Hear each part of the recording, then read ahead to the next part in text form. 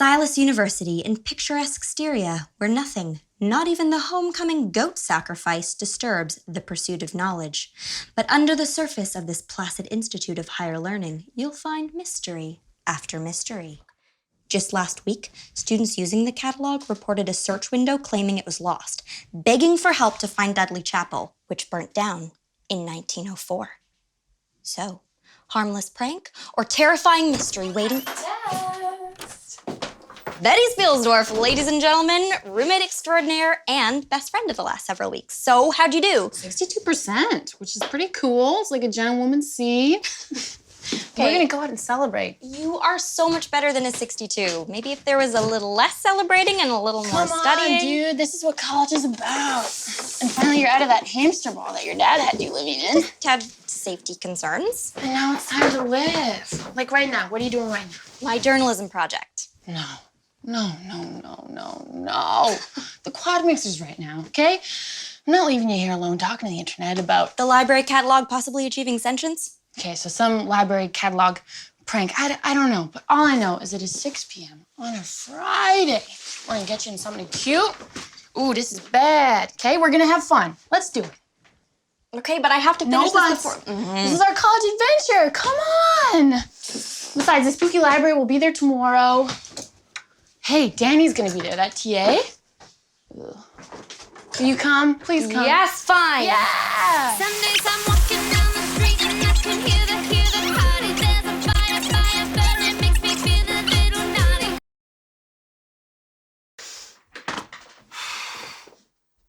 Oh, crap. Have you been on this whole night? Let's just do a little before and after, shall we? And how is the Jägerbominatrix doing this morning? Betty? Bets? Is this some kind of a joke? Ugh. What the? Ooh. Dear student, your roommate no longer attends Silas. What the what?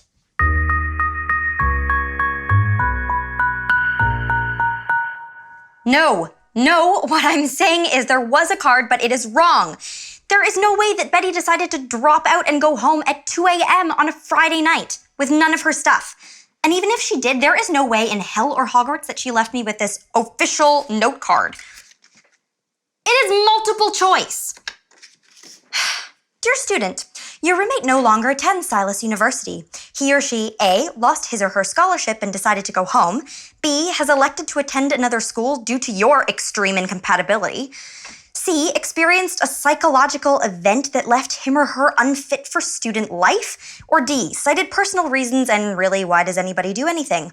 Exit procedures have commenced. No action on your part is required. I mean, really? Not to mention that I found it next to a pile of ick that started growing mushrooms the next day. So what I'm gonna need from you, since nobody else seems to care that a girl is missing, is to talk to the dean of students, okay? Oh, I swear that is like the third time. Come on, Betty, just text me back. Say that you've slept over with some subliterate Gymshark or something. Don't judge. My dad thought I'd use an iPhone to send high-resolution selfies to potential stalkers. Okay. Come, join the fun. You have reached the Office of Student Affairs at Silas University. If you know your party's extension, please dial it at any time. Have reached Silas Campus Security. If an incident is in progress, please dial 4815 or activate the nearest blue pentacle phone. For missing persons, please press 1. To report an escaped entity or poltergeist activity, please press 2. Yes. Hi, Betty. Yes. Oh, yes. Yes. Yeah, I am the girl with the missing roommate. Thank you so much for calling. Nobody else seems to... What? No, I don't need a new roommate. I already have a roommate, or I would if she wasn't missing. No, you can stop yelling. I'm just...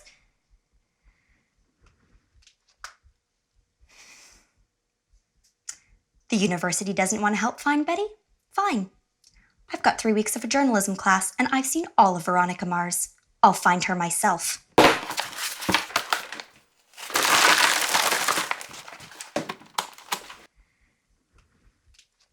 This is insane. There were hundreds of kids at that mixer and nobody saw anything, like our Floridon, Perry. I may have seen her dancing across the quad, but I don't know, things just got so foggy after the alchemy guys released, you know, the fog. Or the creeps from Zeta Omega Mu. Like a hottie in a pink halter? I hit like 3 of those last night, Chiquita. Or anybody, really. Yeah, but wasn't she with you? She was. God, why didn't I keep better track of her? What the hell happened last night? Hey, Excuse me, but who the hell are you? Carmilla. I'm your new roommate, sweetheart.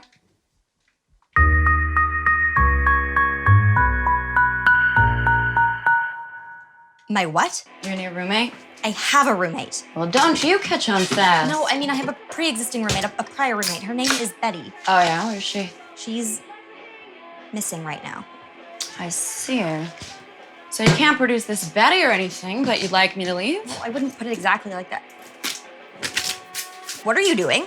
Well, you see, I may not have a missing roommate, but what I do have is a letter from the Dean of Students that says I live here now. Stop that. Those are not yours. Well, they're in my half room, cutie, and possession is 9/10. This isn't your room.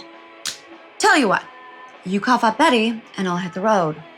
But until then, Oh, this is not happening.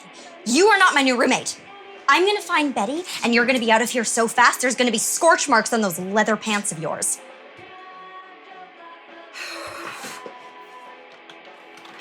Well, it is day 3 of the incursion here in room 307, and Betty is still missing. She has been officially replaced with the roommate from hell. Don't believe me? Let's roll the surveillance. She keeps wearing Betty's clothes. She steals my chocolate. She never cleans anything. She's never awake before 4 p.m., which is perhaps unsurprising when she's up all night with some girl from my anthropology class. In my bed.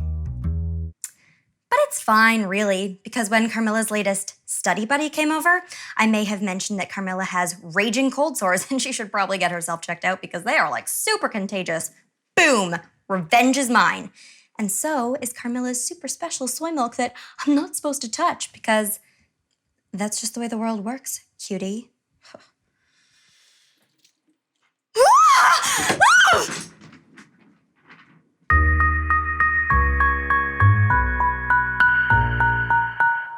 See?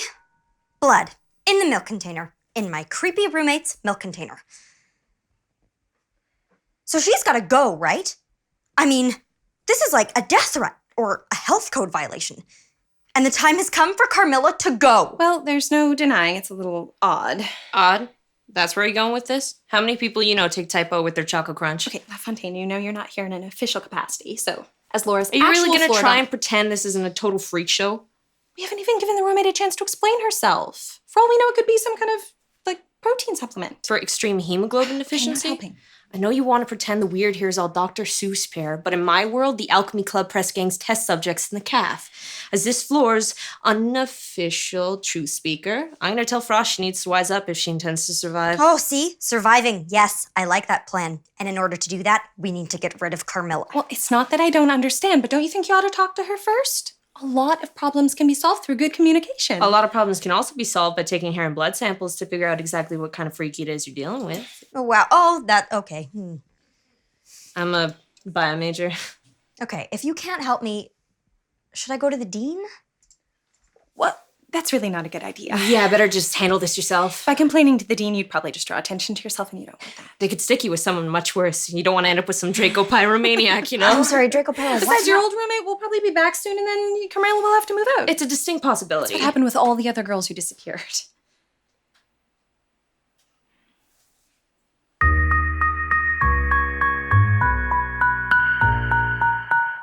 I'm sorry, did you just say all the other girls who went missing? As in, this has happened before and nobody said anything? It was nothing unusual, just, girls wanting to have a good time and getting a little carried away. It was completely unusual. How do you not know about this? Both of them went missing for 2 days and then they just show up in a dorm room or a psych classroom with no memory what happened to them? It was Frosh Week. They had too much to drink. Yeah, because that causes random disappearances. Susan, I swear. LaFontaine? Really? Fine. LaFontaine. Okay, whoa. I need to talk to these girls. Like right now. Oh, yeah, of course, you should talk to them. Except maybe what? Well, maybe not right now. They weren't hurt or anything, just shaken up, and you're a little intense. Intense? She means they're traumatized and you're on a mission, girl. But I'll talk to them and see if they feel up to meeting you, okay? Yeah. Okay. You must be Carmilla. Must I be? Well, then, so nice to have you on the floor. I'm sure we'll be seeing a lot of you. Come on, Susan. And Laura, remember, communication.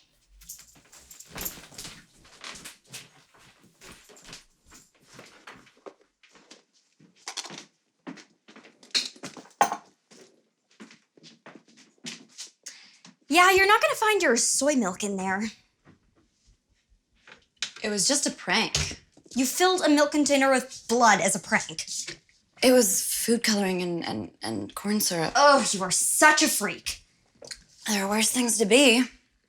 Sure. How about a Carmy cold sore? That would be worse. Oh, were you the one spreading those little rumors? Nice try. That bunched up little face you make when you're angry is hilarious, Buttercup. I wonder how hilarious it'll be when I get the dean of students to kick you out. You wanting to be the dean? Pay to see that. Think I won't? Be my guest. Sorry, are we like interrupting something? Really not. Okay, cool. Hey, don't I know you from an intro class? I doubt it. Okay. I'm Sarah Jane, and this is Natalie. The Floordon said Laura wanted to talk to Laura, us. that's me. Okay. Please, come in, sit down. Thank you. you. know my roommate. She's a sociopath. So, earlier this year, there was a thing where you guys kind of disappeared. Devastating interrogation technique there. Yeah, it was freaky, okay? 1 second, I'm at the swim team's Under the Sea party. I'm downing fizzy Daggins. And then the next thing you know, I'm in my dorm room. I'm waking up. All these people are yelling at me. They're saying I've been missing for 2 days. And the same kind of thing happened to you? Yeah, like I was at a wine and cheese, and then I was standing in the middle of a lecture hall a day and a half later. Like nothing in between. Right. And you guys don't remember anything? I don't know, someone that you saw, something that struck you as odd? El Zilcho. But Daggins do have a ton of Sambuca in them, right? So. Well, there's the scoop of the century. Feel free to stuff it. No, nothing from the time I was gone, nothing I can remember. But before that, there were the dreams. The dreams? Yeah, like I kept on having the same dream before. Like I'm awake in the dark in my bed and there's something like a cat or a lizard on the floor by the bed prowling. And sometimes it was this strange figure with dark hair and a white dress standing over me, and the darkness is in my eyes and in my throat and I can't breathe, and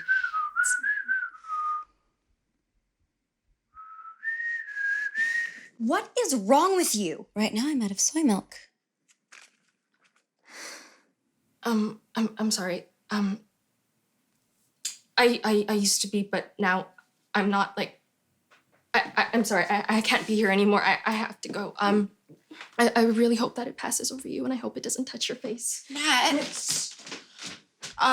Guys, I'm really sorry. Nat's kind of PTSD about the creepy dreams, but I'm gonna go. I'm gonna talk her down. Sorry. If someone's going around kidnapping girls, I can see why they threw those two back. Oh, sorry. Did I mess up your big break there, Veronica Mars? I am going to kill you.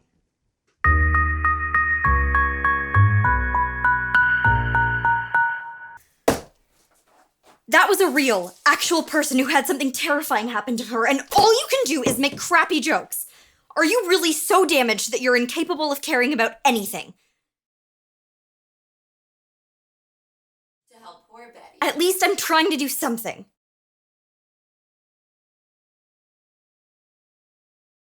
Friends? Well, it's better than lounging around all day and pretending to be all cool and disaffected when really you're just miserable and alone.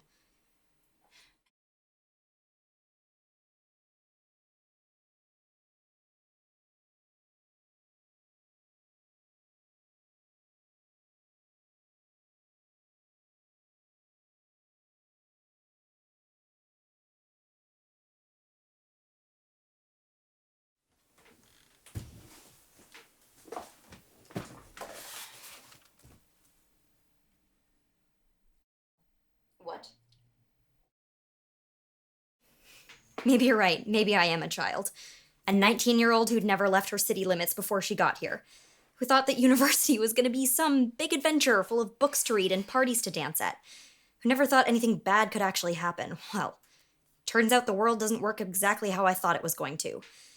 My university is creepy, and parties are full of numbskulls getting hammered, and girls go missing and nobody seems to care. So maybe that's just the way it is, but that does not mean that I have to accept it.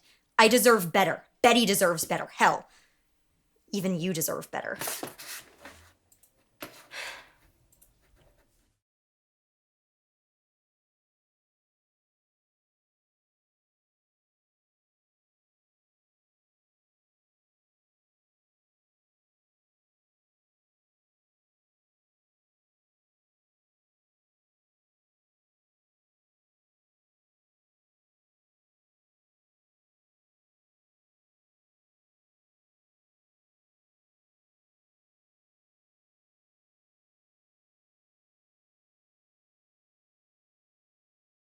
It's a town hall meeting. They've called a town hall.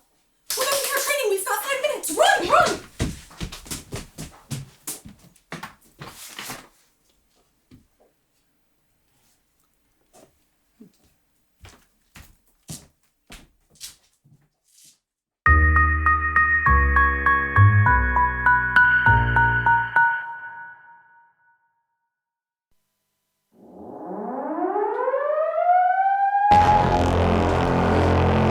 What is that? You've done it now. Fire alarm? It's a town hall meeting. They've called a town hall. So that was harrowing. They really do not like tardiness here. Sorry for getting all cliffhangery. Sometimes a girl's gotta manufacture her own excitement, you know? So, did Silas's Byzantine bureaucracy finally call a town hall to discuss the fact that girls have gone missing? Nope. Apparently, uploading anything inflammatory to the Silas Ethernet, a word they can't even spell properly, by the way, sets off an immediate security response. I think I got the worst of it out. Thanks for letting me use your bathroom. Oh, yeah, totally. Sorry about the general level of filth. My roommate's kind of relaxed about hygiene. Oh, no, don't worry about it. So your roommate was the one who was glaring at us in the walk back, right? With all the eyeliner? Hey, so where'd she go? She dematerializes within 20 feet of unwashed dishes. Hey, are you making another video? Like 8 hot seconds after almost being busted? Yes. It's pretty ballsy, Hollis. Yeah, ballsy. That's me. Besides, LaFontaine thinks she's figured out a way to post them safely, and I have got to report on the crazy at the town hall, right? Yeah. But before I do that, hey, everyone, meet Danny Lawrence. Should we? Yeah. Yes, okay. My very awesome English lit TA and VP of Outdoor Rec for the Summer Society, which is an outdoor social club for all girls athletics. Yeah, we host the school's annual Adonis Festival and Hunt. Hi, Laura's audience. It's nice to be here. Well, I wouldn't say that I have an audience yet, but it is nice to have you here. Have you here. So, the town hall. We're all packed into the auditorium, and the dean stands up, and holy crap, is she 6 feet of power-suited, middle-aged glamazon, and says, "It has come to the attention of the university that a certain individual or individuals are circulating rumors about students disappearing. Rest assured, if these disturbances do not cease, the perpetrators will be dealt with." At which point, I'm pretty sure I'm going to get expelled because nobody is saying anything. Probably because they're afraid she's gonna suck their souls out through their eyeballs, but then Danny gets up and just... No, it really wasn't that big of a deal. Yeah, it was. I simply wanted to point out that you shouldn't be calling a missing persons report rumor when one of our own members went missing at a rush party. See, totally amazing. Amazing as in just like a really brave person who stands up for people who can't stand up for themselves. Like that kind of amazing. Thanks. You know, not that it meant much after the Zetas started on that safety patrol crap.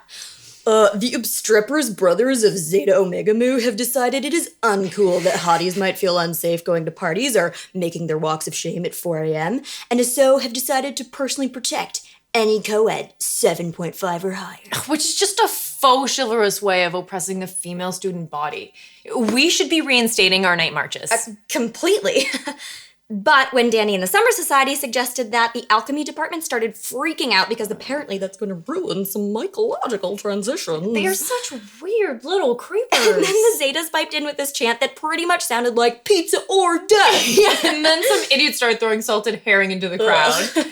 And then the dean ended the town hall before anybody could actually talk about anything. Ugh.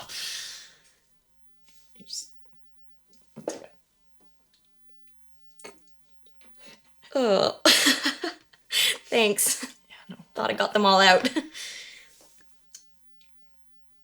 meeting may have sucked, but I'm really glad I ran into you. Yeah, me too. Hey, we should collaborate. Compare notes, figure things out. You can document the investigation for your project here. I think it would make a pretty great team. Yeah, a team. You and me, absolutely. Cool. Well, I'm gonna go get my notes on our missing sister, and I'll see you later. Sure. Okay.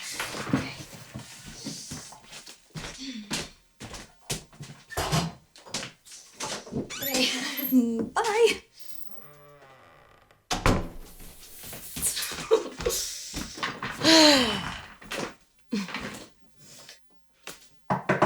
Oh, Danny, did you forget something? Hey, little nerd hottie. Hi. Who are you? I'm your designated Zeta Omega Mu safety companion. Kind of like an escort, only a dude. A dude score. How awesome is that? Yeah, awesome. Hey, is that fish in your hair?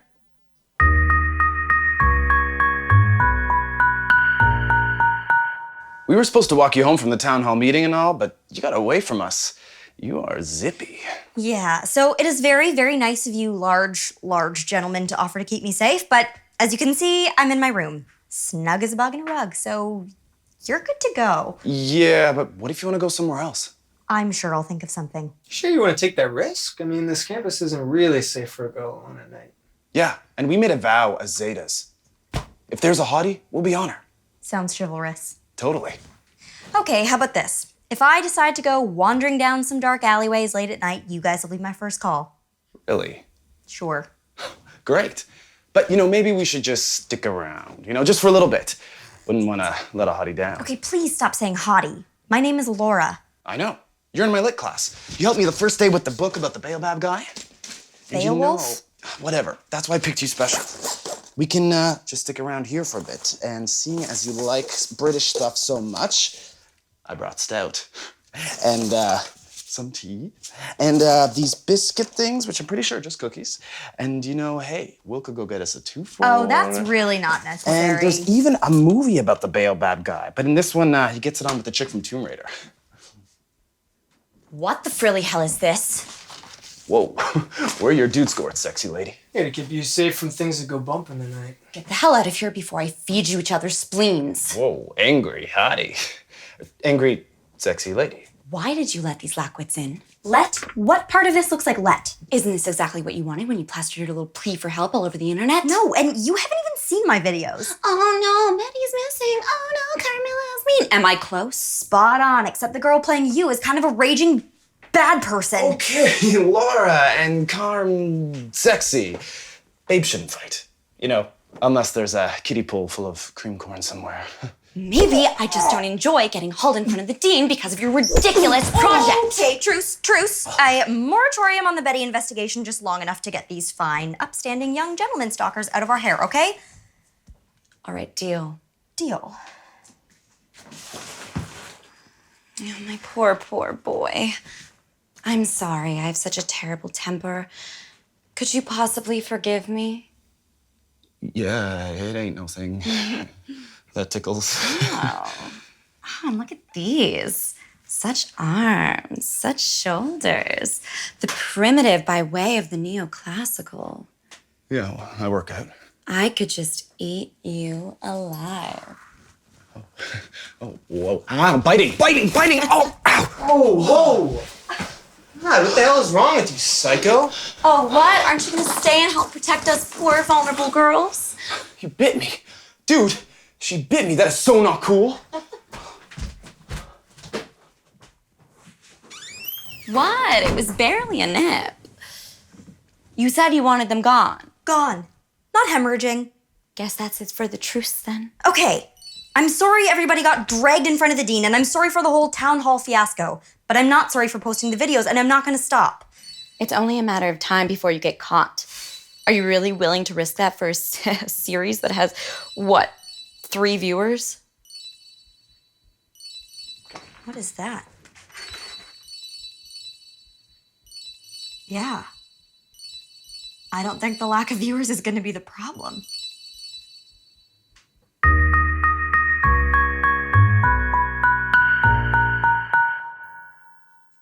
I can barely believe this. I mean, when I put the videos up, I thought there might be a few of you out there who had seen the weird and wanted to help, but the fact that there are so many of you, I mean, I'm overwhelmed. We're gonna figure this out. And of course, when I say we, I mean Danny and I. We have been working nonstop, and not that we're geniuses or anything, but I think we're really close to a breakthrough. Oh no, I totally think we're geniuses. Oh, sorry, I just got really nauseous all of a sudden. Oh, that's too bad. Maybe you should lay down.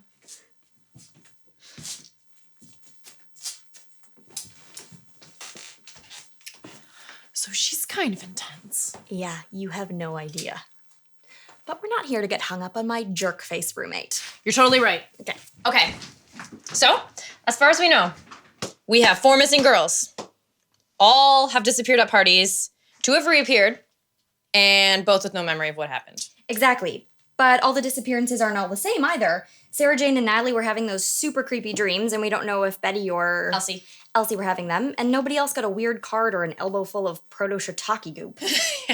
I wish I'd gotten to see that. You really don't, actually. So, can we think of anything else that the girls or the parties have in common?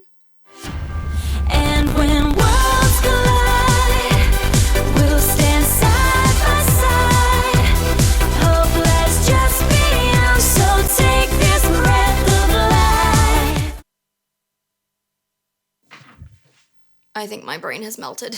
It's okay. We'll get you some carbs, some caffeine, come in it fresh and like Oh my gosh, I am a terrible host. I haven't even offered you anything to drink or a snack. Would you like a snack? I have peanut butter grape soda snack cakes. Oh my God, how are you even alive right now? You know all that stuff is filled with polysyllabic chemicals. I know, but it's also really delicious. And chocolate is comforting in the face of epic failure. It's not epic failure. We have been at this for ages, and there is just nothing. Not nothing. Okay, look at this. Okay, all 4 girls go missing at parties, right? The undersea swim team party, the summer society rush party, the North Quad mixer, the psychology wine and cheese. All different groups planned by different events. Yeah, but look at the party gear. Okay, at the swim team party, smoldering cauldron of fizzy daggins. At the wine and cheese, a 3-foot volcanic replica with melted brie. At the summer society, bioluminescent candy bugs. And at the North Quad mixer, Party fog. all provided courtesy of The alchemy department. Wow, the Glee Club is really giving her, huh? So you think someone from the alchemy department is taking girls? It's thin, but it's a start. Watson? Have you even seen those lab rats you're accusing? Most of them couldn't carry off a Twizzler. She's right. Maybe we should talk to Sarah Jane and Natalie again, see if anything jogs their memory. Oh, great, another visit from Miss Madness and Terror. That'll be a blast. Oh my God, this is so awesome. So are you like gonna put this on TV or something? No. Are you feeling okay? Oh my God, yes, I've never had more fun in my life. Okay, because the last time we talked, you were pretty freaked out, about the time that you were missing, about the dreams. Okay, that was so scary, but I'm so glad that that's over. Hey, do you guys like have any coolers? No? Okay, anybody want to do some table dancing? You? No? You? Oh, come on, hot stuff. No. You like to dance? No.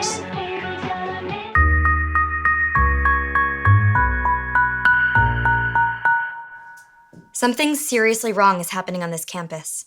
Because of the whole alchemy club sitch, we tried talking to Natalie again. What could just suddenly turn this girl I really hope that it passes over you, and I hope it doesn't touch your face. into this girl? Anybody want to do some table dancing? And it isn't just Natalie who isn't herself either. You're tall. I like you. How long has she been like this? Oh, don't get jealous, little nerd. Laura, just because Sarah Jane stole me away from you. All right, first, secondly, Okay, no! Don't be mean to my boo. He's nice. He made me hot chocolate and he's gonna take me to the party. Next week. Yeah. I mean, that's not just kidnapping, that's, I don't even know, it's like they're whole other people. Danny's gone to see what she can figure out about the Alchemy Club guys, but I don't know. I mean, I know the Alchemy Club is into some pretty weird stuff, but there's a difference between prehensile cheese and turning co-eds into pod people. Natalie was here on a full scholarship. And Sarah, wrinkly-faced Jane, was a freaking pre-med prodigy before that swim team party. I mean, I know Betty was a party animal, but holy crap. Betty wasn't she? Or what if whatever this is was already happening to her before she was even kidnapped? And what if there's a way to figure out if she was actually...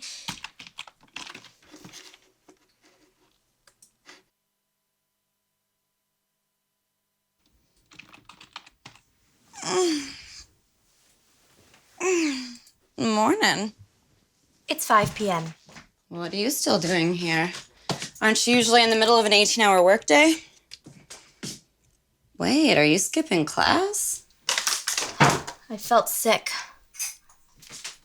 Huh. You do look like crap. Well, I've got a talk I want to catch on good to, so I'll be back before Thursday. Try not to get all sweaty and delirious before I get back. Thanks. Well, that was my Coco. Of course it was.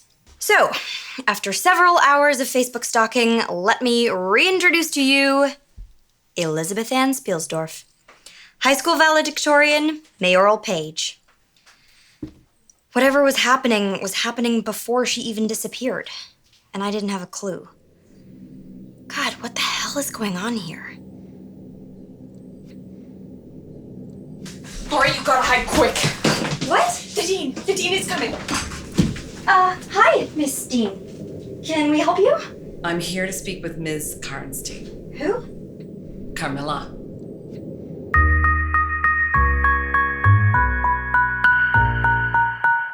And what kind of thrilling adventure do we find ourselves on now, gentle viewers? Our terrifying Dean of Students has dropped by unannounced, and she's reprimanding my awful roommate in the hallway. So naturally, I thought I'd share the fun with you. This is so childish. You'd think we were still 6. Shh, I can almost hear what she's saying. Okay, I didn't go out of my way to get you accepted here to have you behaving like this. Man, she's in trouble. Well, if she's as wonderful a student as she is a roommate, Schadenfreude isn't very attractive, Laura. that's so satisfying. Oh, if you don't take care of this situation, I will. Then all that's missing is, now straighten up and fly right, young lady. I know, it's just, she so had it coming. Oh, hi, Miss Dean, sir. You're disapproving this. So lovely to have you visiting the floor, ma'am.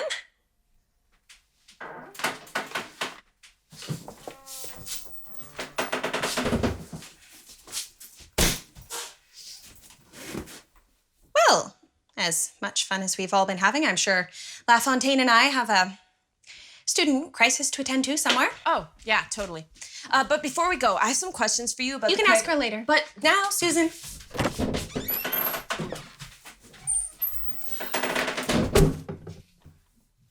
Did you want to talk about it? No. Because a personal chewing out by the Dean of Students, that is impressively badass or something. But I so had it coming, didn't I? Look, I didn't mean it like that. Please. You think the dean is raking me out over the coals because I don't play along with your passive-aggressive chore wheel? No, but, well, why would she be? I said some things she didn't like. When, in your seminar? God, this age doesn't understand obligation. It's like an undersea anchor impossible to escape. Ah, worried you aren't living up to expectations, huh? Only child of a massively overprotective dad here. And I didn't even have to get all Coleridgey about it.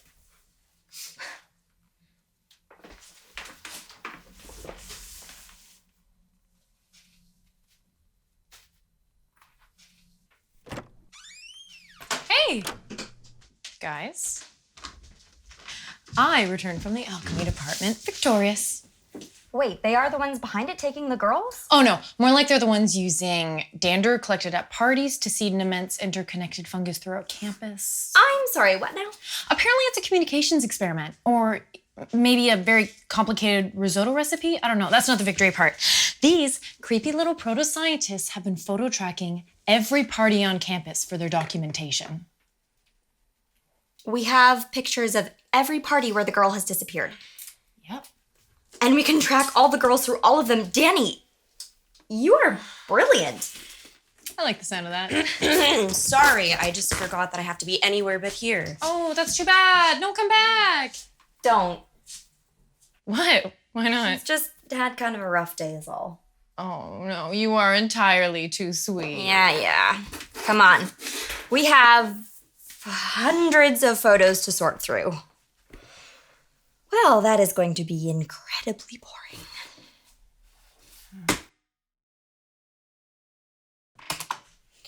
No, I don't want to see the goldfish. Hey, Laura.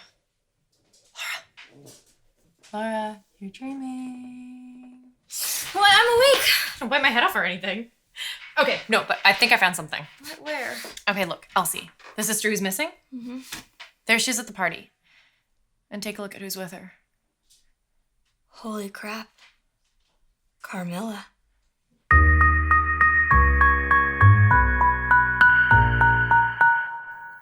Good evening. Danny had to hit an emergency summer society meeting, so it's just me today. And I know that some of you watching think that we're overreacting, but you've got to admit it looks pretty hinky. The Under the Sea party. And yes, that is Sarah Jane dancing with a gentleman who apparently thought a shirt didn't go with his seahorse crown.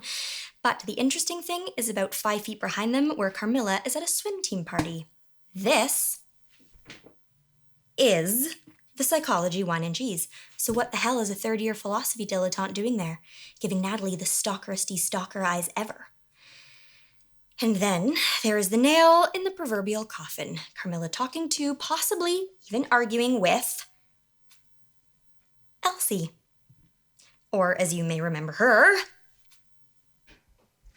Study Buddy. I may have no idea what's going on here, but it seems pretty damn clear that my sleeps-all-day, chocolate-pinching replacement roommate is up to her ultra-thick eyeliner in it. And if she is, well, confronting her has historically been about as effective as using bug spray on Voldemort. Maybe I just don't enjoy getting hauled in front of the dean because of your ridiculous project. Okay. So, do I start not just surveilling her, but actively investigating my own roommate, completely disregarding anything like interpersonal boundaries and essentially stalking her? We started yesterday.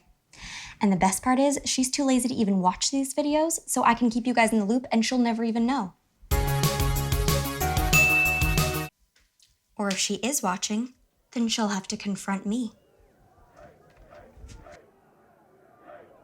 What the? Are you okay? Have they tried to get in? Who are they? The Zetas. They were trying to walk the women's swim team home from the gym, but then one of the girls called us for help. But then someone shoved someone, and now it's turned into this big turf war over who'll protect the gym or the track or who knows what else. I didn't know if it made it this far. I had to know that you were okay. Oh, wow, that's... Why are you wearing war paint? Hey, little nerd, Laura, are you in there? Oh, you have got to be kidding me. Laura, what are you doing? Only Kirsch. We're I fine. was really worried about you because... Whoa! Ow, ow, ow, ow, ow, ow, ow, Danny, ow! jeez. Oh, come on, why are the hotties in this room always trying to hurt me? Karma? Uncool, Summer Psycho. Not Mark of Kingsbury rules. That's boxing, dumbass. I can't believe you let him in here. For all you know, he was trying to take this dorm for the Zetas. Hey, we're just trying to protect hot people. The only threat to the girls in this dorm are you and your frat daddy friends. Okay, maybe we should just... That is unfair, okay? Because I'm here out of the, broness of my heart, all right? And I'm not even trying to hook up because I got a girlfriend, all right? So why is everyone so pissed at us? Because we're trying to keep the campus safe. Because safe for you goons does not mean safe for everyone else. Okay, no, seriously. If you weren't such a hottie, you would be in big, big trouble. Bring it, pop collar. Okay, stop it. Stop it, both of you. I get it. You both want to protect the campus. So has it even occurred to you that while you're duking it out, nobody is actually out there protecting anybody at all? But he's the one who started He this. started it? We totally really? didn't start it. Not helping. All I'm saying is that the actually useful thing to do might be to skip the smackdown in the middle of my bedroom and go talk some sense into the idiots setting fire to security carts over who gets to protect people. I knew from the first day of English Lit that you were smart. She's so smart. Yes, she is. And a hottie. That's double And jeopardy. it's time for you to go now. Or are you sure you'll be okay I'm here by fine. yourself? Besides, she doesn't know that I know anything. I should be worried about you, turf war and all. It's mostly just paintballs, some anchovies. I'll talk him down. Okay. Take care. Oh, take care. Really? Not that my excruciating awkwardness should even be a blip right now. I've got a roommate to surveil.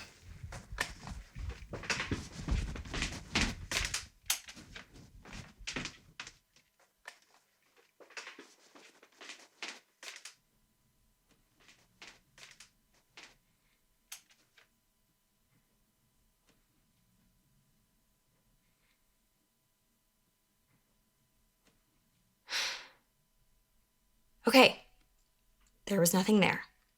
Because I left the stupid camera on and I've looked through all the surveillance. There was nothing here. It just seems so real. Like that weird moment of clarity during magic hour or the moment right before a car crash. I was in my room and there was something in my bed, something under my bed. This dark, prowling thing without a face. And then it was this little girl crying. I tried to pull the blankets over my face to hide, but the darkness started seeping through them like blood more and more until I was drowning in it.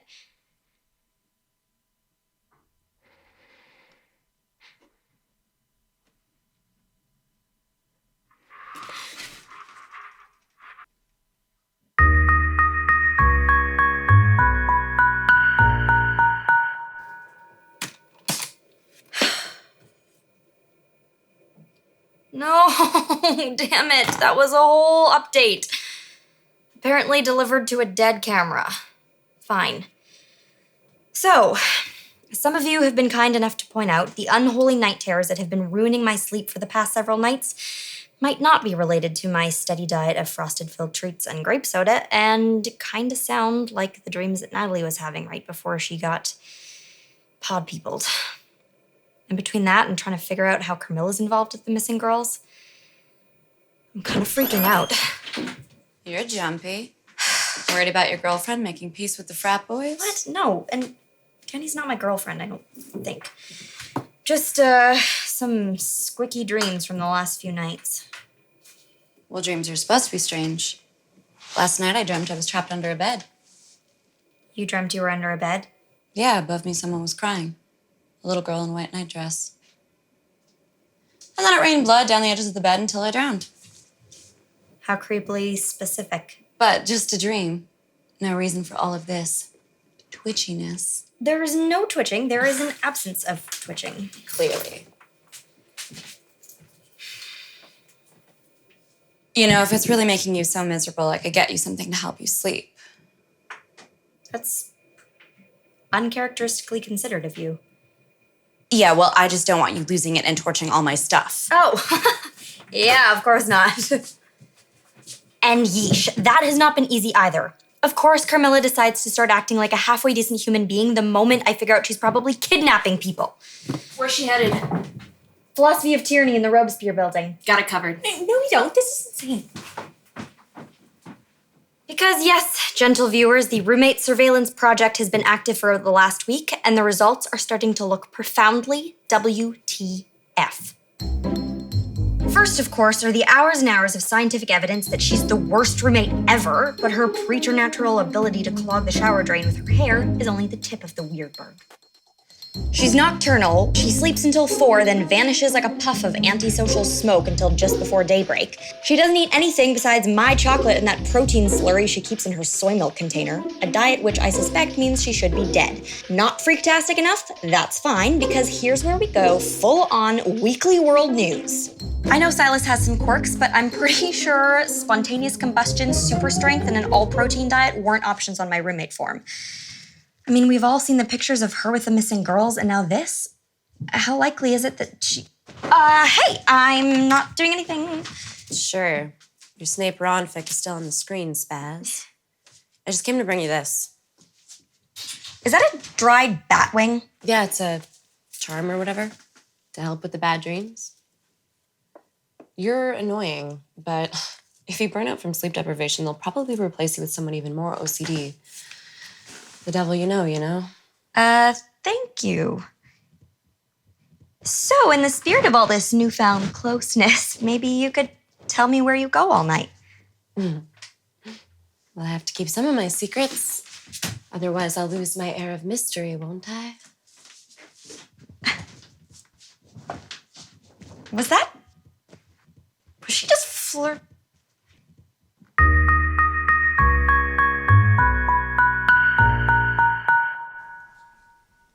Okay, so if that really was flirting, then there are two options here. One, my immoral, jerk-face, possible kidnapper roommate has a crush on me and is giving me presents. Or two, my immoral, jerk-face, possible kidnapper roommate is pretending to have a crush on me and is giving me gifts because I'm next.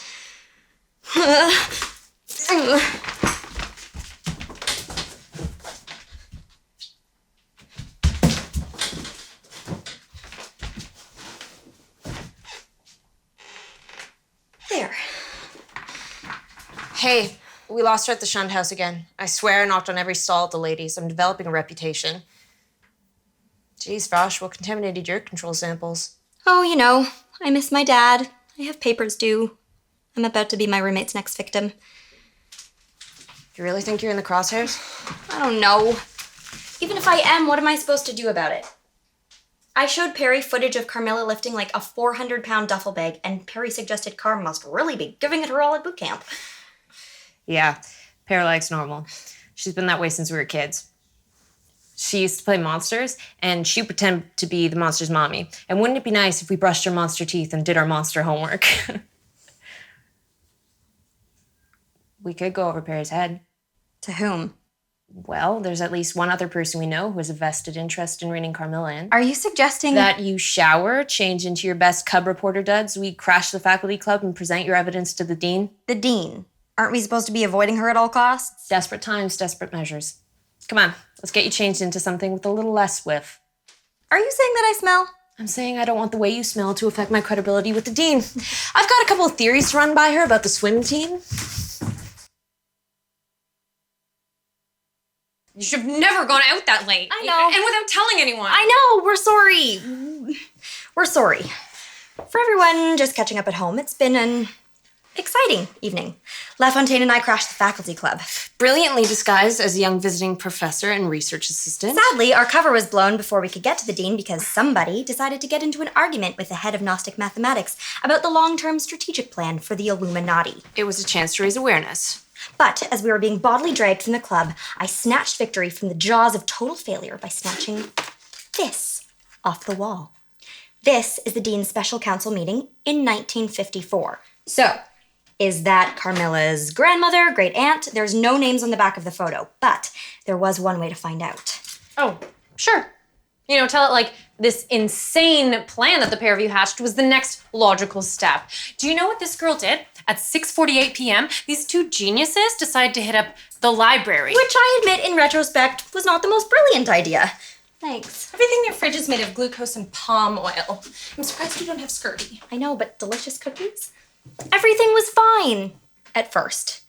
As soon as we got there, everyone was leaving the building, and yes, when the sun went down, we started to hear something... Skittering? Yeah, skittering in the stacks, you know, just beyond your periphery. But we made it into the first sub-basement just fine. The online system was really helpful. It gave us a cross-reference list before I even started typing. So we found most of the textbooks between you 19... the staircase wasn't in the same place anymore? Before we realized we might have gotten a little turned around. And that most of the computer monitors we could see were warning us to run now. And the skittering was getting closer. Which is when it became apparent that some of the books were, well, airborne, and that the card catalog was attacking us. A copy of Absalom tried to slice open my left wrist. Ruined Faulkner for me. So we did what any normal person would do if they were caught in a flying vortex of modern literature and index cards from the 1970s. We created a flamethrower using a lighter and some mace Laura's dad gave her. Which left us trapped in a flaming vortex. I get a text that says, "Come quick, stuck in library. Bring fire extinguisher." Okay, yes, but it turned out fine. The sprinklers came on and we snuck out a basement window. Oh yeah, with God knows what on your heels. Okay, yes, it was stupid, and we're lucky that you didn't have to save our souls. Now, can we please skip to the part where once every 20 years, like clockwork, this girl shows up at Silas? Mercalla Karnstein. Or Kilma Karstein. Seriously, she just keeps on switching around the letters in her name like nobody's ever heard of an anagram. And every time she does, a bunch of girls go missing. Poof, vanish, never seen again. I mean, I know it sounds crazy, but she's nocturnal, she's so strong, she's at least 80 years old, and she drinks blood. Well, yeah, but we know she's a vampire. I mean, we've known that since the blood in the milk container, right? Vampire, vampire, vampire, yeah?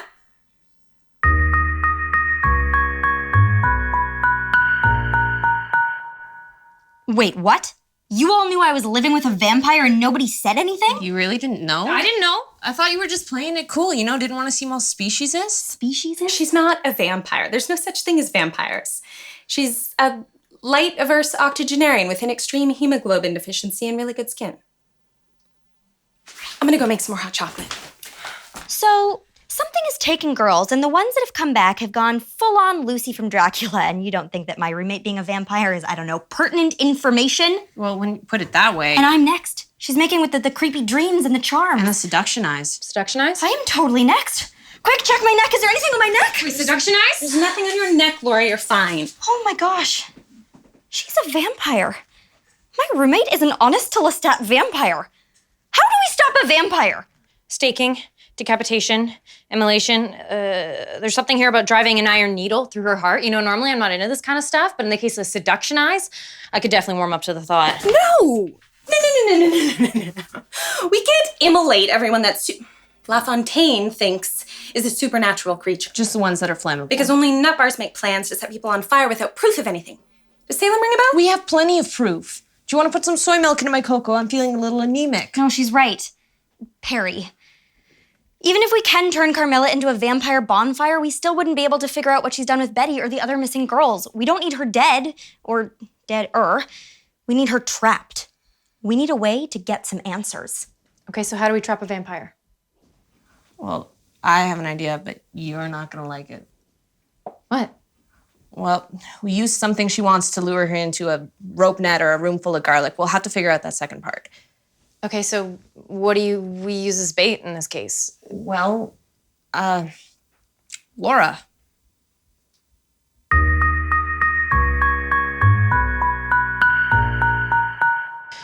Okay, explain to me again how offering yourself as bait to your blood-sucking roommate is not the worst plan ever devised by womankind. You think I'm excited about it? We have been following her for a week and we still have no idea how or where she's taking these girls. And LaFontaine's plan's the only one that we've got. The fact that a terrible plan is our only plan is not really a selling point. I'm sorry, are we still really talking about all of this as though a vampire is really more likely than, I don't know, just some guy putting something in girls' drinks? We don't know she isn't doing that too. You guys know that I can hear you, right? Maybe instead of peanut gallerying, you can help me figure out how we trap a vampire?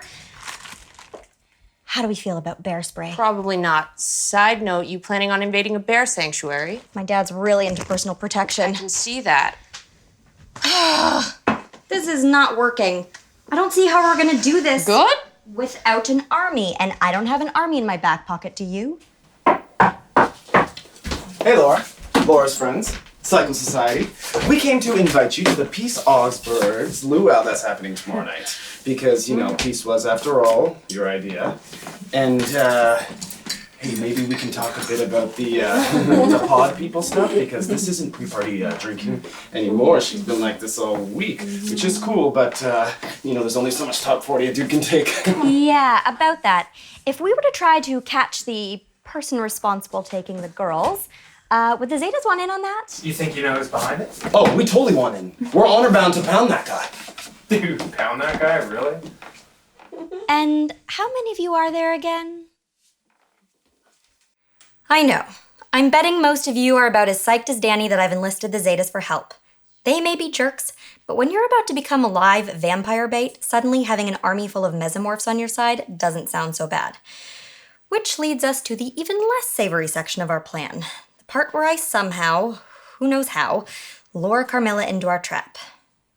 What would Mina Harker do? Get bitten.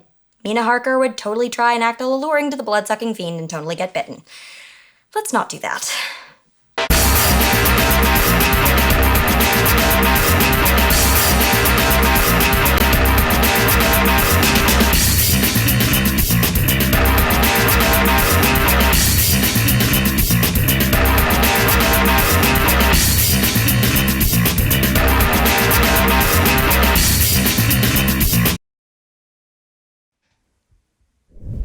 Black is a bit and terrible.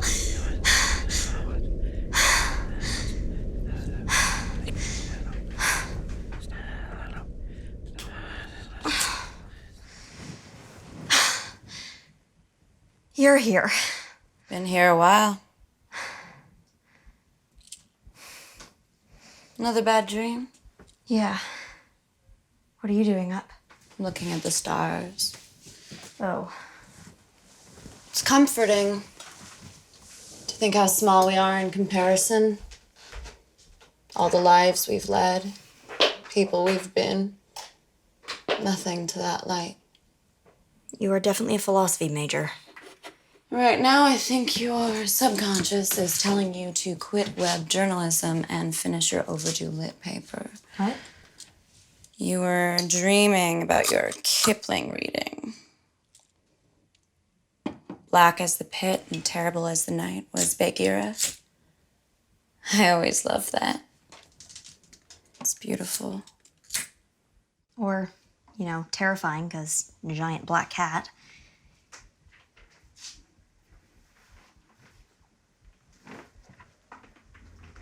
So, there's this party tomorrow night that the Zetas are throwing, and I was thinking since we got off to a rough start as roommates that we could go together.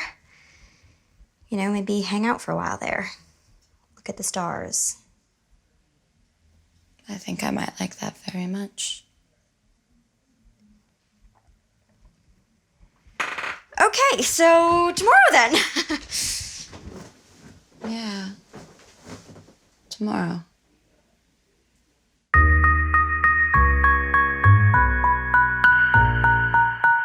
Behold, vampire bait. Yeah. Danny took one look and said, "You look like you're about to flee your brooding lover across the moors," which is accurate.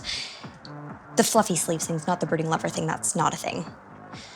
So, the plan is to hit the luau, hang for a while, roast some marshmallows, lure Carmilla away so that Danny and the Zetas can grab her. Not end up digested in the process. Fingers crossed on that last part. Don't you look like a virgin sacrifice? I'm not the one in a corset, which, wow. Also, what is happening there?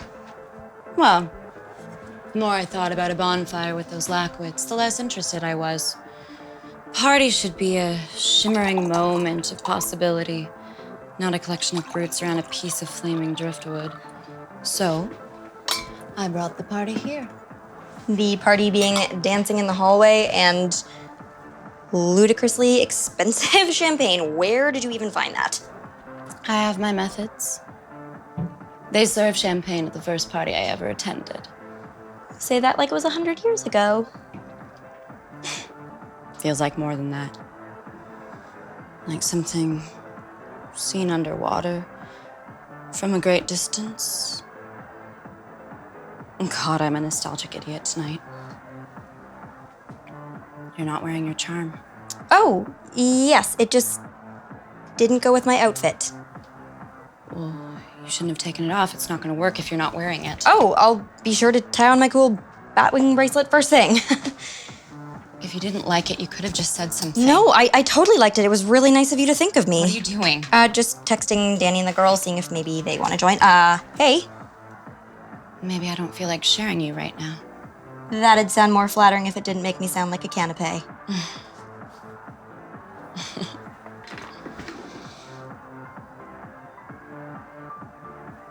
God, what am I doing?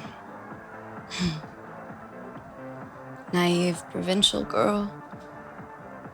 Entirely too tight wound. Such a cliche. I ought to know better. Gee, thanks. And yet, there's something about you. Maybe it's my keen fashion sense. No, it's definitely not that. You! Get away from her!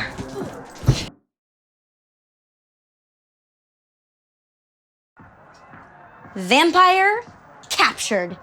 Even though I was unable to text for help in an unbelievably lucky series of events, Danny got worried about my crazed plan and came to check on me. Thanks. How's your eye? It's better now that you're safe. Also, I got my head smashed into a table if anyone cares, and I'm pretty sure that Zeta guy, Will, has a fractured clavicle. I can't believe they went back to the party. Bumps and bruises and the dubious legality of holding someone hostage in their own room aside, I think this is cause for a little celebration. Guys, we did it! And now that her reign of terror and flirting is over, we'll unpod SJ and Natalie, we'll find Betty and... What was that? We caught her fair and square. There is not allowed to be some new horrible thing. Laura, you gotta come quick. It's SJ and Natalie. I think somebody's trying to take them. I can't find Natalie, and I think she's dead.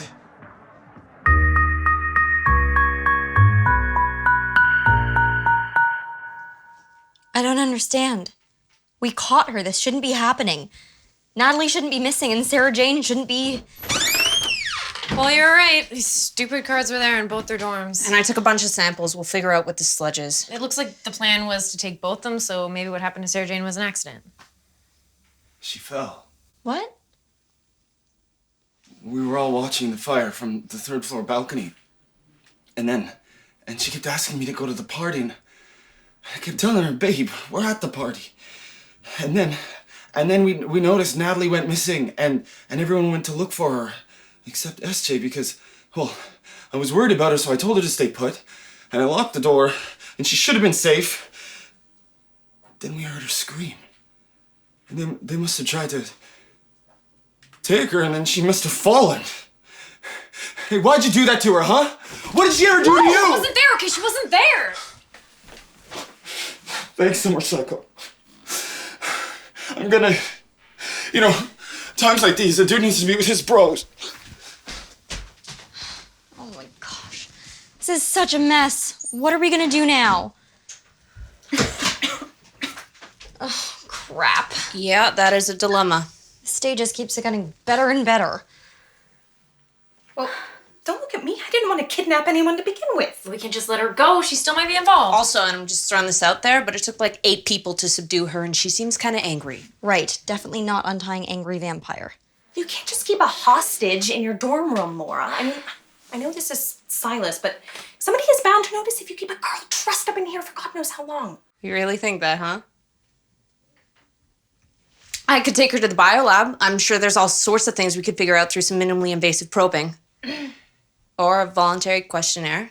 We could take her to the summer society department. There's a storage room in the back. No, she's our only lead. She stays exactly where she is until she tells us what's going on and how she's involved. If we get caught, you guys can just blame me. The worst they can do is expel me, and by comparison, that's not seeming so dire. It'll seem dire once they start your tribunal. My what now? You really need to read your student handbook. Okay, no, focus. If we're gonna break her, we need to girl the hell up. United front, no mercy. Am I right?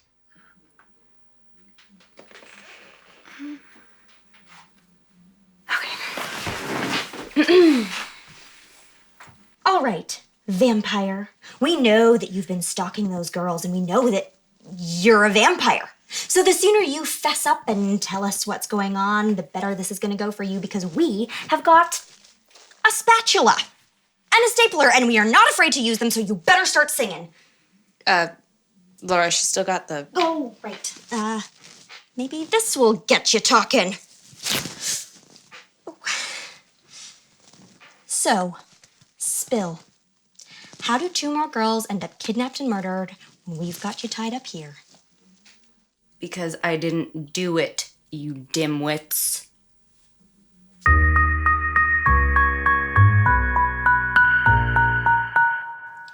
You cannot seriously think that we're dumb enough to believe you're innocent just because you say so. Yeah, because that seems like a stretch. Look, if I were really a vampire, would I just stay here tied up proclaiming my innocence as some sort of trick?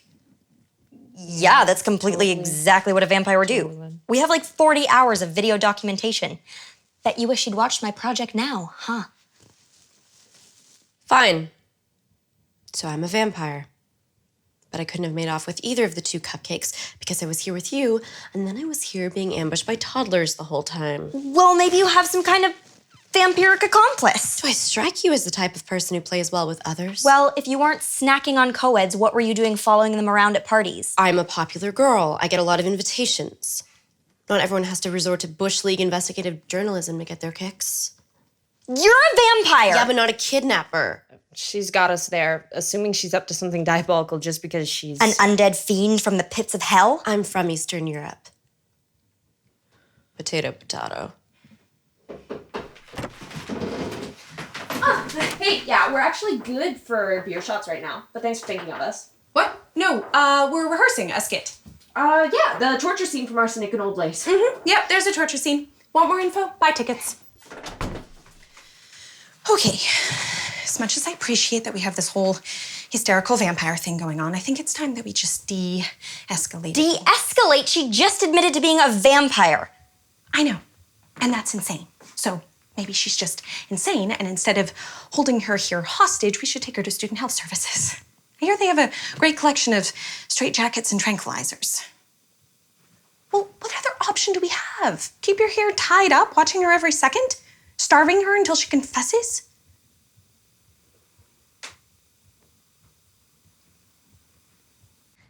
Good morning, viewers, and welcome to day 9 of Operation Stupid Obstinate Vampire Roommate Won't Talk, which is all she has to do, and we will totally give her this nice, yummy blood to drink.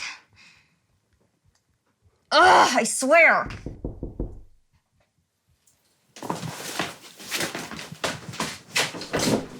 Hey. No, Carmilla's not here right now. She had tickets to some angry existentialist punk rock fight club thing. You know how she is. Yeah, I'm sure she's totally gonna text you when she gets back. Okay, bye. I swear, if one more of your broken-hearted study buddies comes knocking at the door, I'm gonna start spritzing them like cats. Carmilla, no, please don't die, you stupid vampire. Here, look, I've got blood. Oh, thank God. Damn it. Do you want some more? Fine.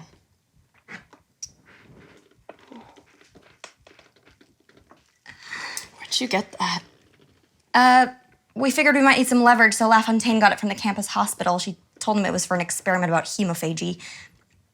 You got a little something right. What?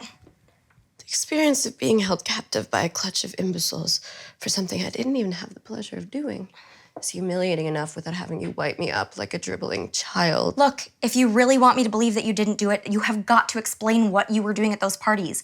Because the night that we caught you, it sure looked like you were about to eat me.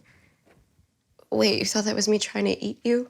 Well, if you weren't trying to eat me, then what were you trying to... Oh. So when you were hitting on me, you were really hitting on me? Yes, and you were luring me into a trap.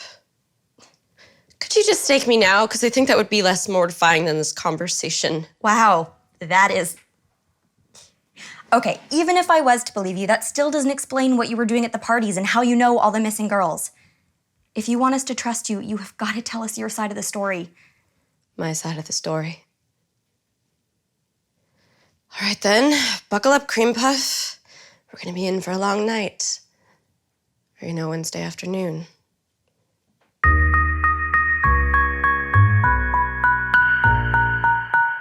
This need of yours to document everything borders the pathological. Think of it as being for posterity. Posterity doesn't care. I should know. I live in it. All right, well, this is your chance. Tell us your story. Convince me and the folks at home that you didn't guzzle Betty like a Slurpee. I was born in Mercalla, daughter of the Count Karnstein in Styria, a duchy of Austria, in 1680. Austria was embroiled in the Great War against the Ottoman Empire, but such things meant little to a wealthy girl. When I was 18, I attended a ball where I was murdered. Murdered? Whoa! You can't tell it like that, like some boring history lesson. This is dangerous. This is exciting. This is flashback material. I know exactly what we need. You don't think perhaps this makes light of my tragic backstory? Oh, get over yourself. Come on. Okay, so you were murdered at a ball. La la la la la. Oh, how I love dancing. Oh, how I love balls. Oh, how I love to eat you. Hum nom nom nom nom nom nom. Oh, I die. Cruel fate, that's to blast the blossom of my youth. Okay, what happened next? Mother raised me. Mother? Not my birth mother, but the mother I knew after death. I knew nothing of her except she was very old and very wise and had pried apart the jaws of death to enact my rescue. Arise, arise. Oh, get up, you lazy thing. Now I'm a creature of the night. I can sleep until noon every day. Yeah! The wide world had opened before me in death as it had never been in life. We danced in the mirrored halls of Versailles. We watched the stars whirl over seas no man had named. We saw the birth of a new world in science and philosophy and revolution. Every night was a grand ball, a hunt, a feast. But every 20 years we'd return here and perform a strange ritual. Mother would arrange for me to meet a young girl. I'd be abandoned at a ball, or there'd be a carriage wreck, and some kind stranger and his ward, like a niece or a daughter, would be gallant enough to take me in. Pretty soon, she and I would become fast friends, inseparable. But of course, my new friend would fall ill. I think he recognized the symptoms: strange behavior, weakness of the mind. And before long, it would be time for me to rejoin my mother in search of my next friend. Yo, Liquid Diet, you aren't exactly making a case for us not being a kidnapper here. I was never an abductor, I was a lure. And that's how I met Elle. It was 1872. The Metropolitan Museum of Art had just opened in New York, and I wanted more than anything to sail to see it, but Maman insisted. The game started off the same. Carriage wreck, promise of shelter, fast friendship. Only this time nothing was a lie. I heart you so much. No, I heart you so much. When the time came to take Elle to my mother, I couldn't bear to give her up. So I planned our escape and went ahead to make preparations. Come away with me, and the world shall turn only for us. But when the time came for Elle to meet me, disaster struck. I had taken great lengths to hide what I was from her, but Maman went to her in secret and revealed my true nature in the most horrifying light. Elle believed me to be a monster and led Mama to where I waited. And so my price for the disobedience was to watch Elle be taken away to some certain doom, and to be sealed in a coffin of blood that I may waste away my long centuries in the dark. For decades, I rotted under the earth. And then the war came. The last great war of the modern world. That rent the earth with tanks and mines and bombs. So my punishment came to an end, and I walked off the battlefield in Austria to greet the 20th century. Maman found me in Paris in the 1950s and didn't have the heart to reinter me. I was of more use here, where the details had changed, but the game had not. I was to meet girls and make friends and see to it that the blossoms were ready to be plucked when Maman decided. So you went right back to abducting girls? No, I pretended to go along. I had no choice. But I ruined opportunities where I could. I sent girls fleeing back to the safety of mothers and fathers in fallback schools. There can be great satisfaction in small revenges. And I never knew what use Mama had for the girls. It was always a secret she'd kept from me, but I could afford to bide my time, so I watched and I waited until I had learned what I had truly been a part of all along. But I had betrayed L2 before she betrayed me. All too tragic for sock puppets. So you've been helping girls escape? When I can. Did you help Betty? No. So someone that she knew, someone that she thought was her friend, was really a vampire, and they took her for your mother? Yes. Okay, so we find your mother and we get our friends back. What's so funny? We caught you. Yeah, and as humiliating as that was, it doesn't change the fact that my mom will scoop out your eyeballs and serve them in martinis. You're already terrified of her. Already? What do you mean already? I've never met your mom. Yeah, of course you have. She's the dean.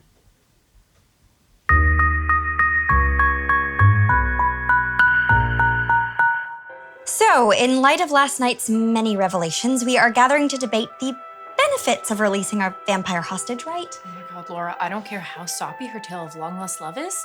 She just confessed to centuries of tricking girls into being her friend before she ate them. Fine, but if her mother really is the dean, then don't we need all the help that we can get? It's not help if we can't trust a word she says. Sorry, Elle, not on board with untying someone who might eat me. Perry? You didn't even want to trap her in the first place. Have you been listening to what she's been saying? We kidnapped the dean's daughter. We can't just let her go now. Sorry, Carmilla. Oh, don't worry about me. If you guys want to go after my mother, I'm fine here. Vampires don't cry. It's almost as bad as that sparkly twerp. Yeah. Clearly we're lost without her. Fine. But what are we going to do about the dean? You're a vampire, numbnuts. Eat her. Pop culture has so much to answer.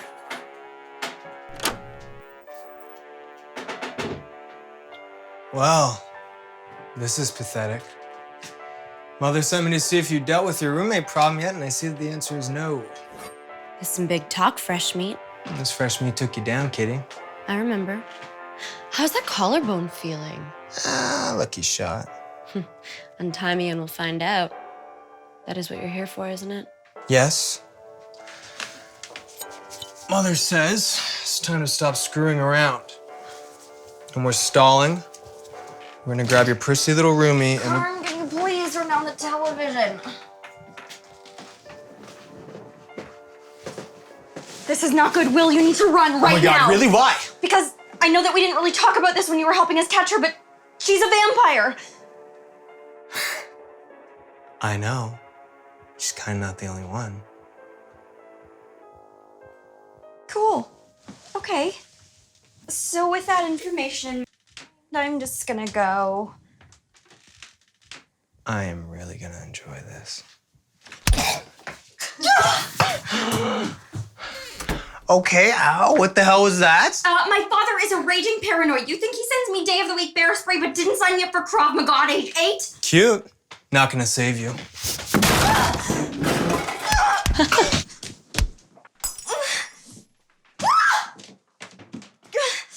See, this is why I miss the 1930s. You know, sure you get the occasional gal who signs up for the ROTC, but you don't get any of this chop sake crap. Yeah, victims who fight back are so inconvenient. Oh, laugh it up, kitty. I'm sure Mother's gonna find it hilarious I had to cut you loose and finish your chores. You are such a mama's boy. We'll just have a little snack now. We don't kill the targets. And I bet you're already in deep for losing the airhead. Well, it was an accident. I mean, how was I supposed to know that they were gonna lock her in upstairs bedroom with a window wide open? Now you want to be the guy who lost 2 of them? It'd be worth it just to screw with you.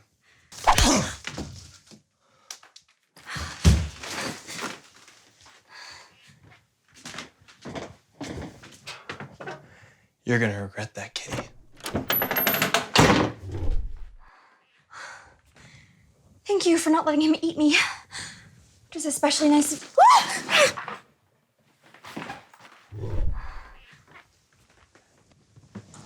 Oh.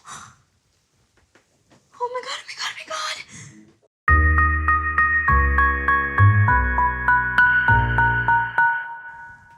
Oh my god, oh my god. Oh my god, oh my god, oh my god.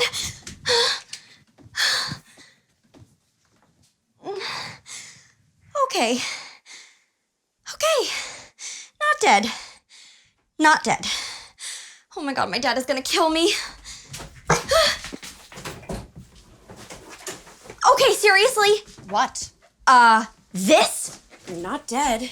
That's it? You just use me as a human juice box and I don't even get an explanation? I'm a vampire and I'm pissed off. What were you expecting? I needed the strength to catch Willy Boy before he ran off to Mother and ratted me out. So did you? Yeah, I'm preparing to flee the scene because everything went to spec. The little weasel got away. It's only a matter of time before Mother comes after me. So you're just gonna run? Have you been listening to a word that I've said about my mother? Yeah. And as soon as you leave, they're just gonna come for me. Well, you know what? You never really had much of a chance anyway. Sorry, cutie. Nothing personal. But it is. It's totally personal. Will was gonna kill me just to piss you off, so you decked him. It's his word against yours that you're being all disobedient. Running, though, that'll make you look guilty for sure. So coincidentally, my best chance is to stay here and figure out a way to justify protecting you. Funny the way things work out, huh? Fine. But only because I have nothing resembling a better plan. And don't think that I'm not pissed off. I haven't forgotten about the past 2 weeks. You have been lying to me since the moment that we met. And you just bit me. I'm pissed too. Fine. I'm gonna take a shower. I smell like the basement of an abattoir. Terrific! See if you can scrape all your hair out of the shower drain while you're at it. Fine. Fine! Oh, holy crap. So, a pack of vampires wants to kidnap me for reasons unknown, and the only thing maybe stopping them is my quite possibly not as evil as they are roommate, who just bit me. So that's not complicated. Also, I have a lit midterm in 5 hours.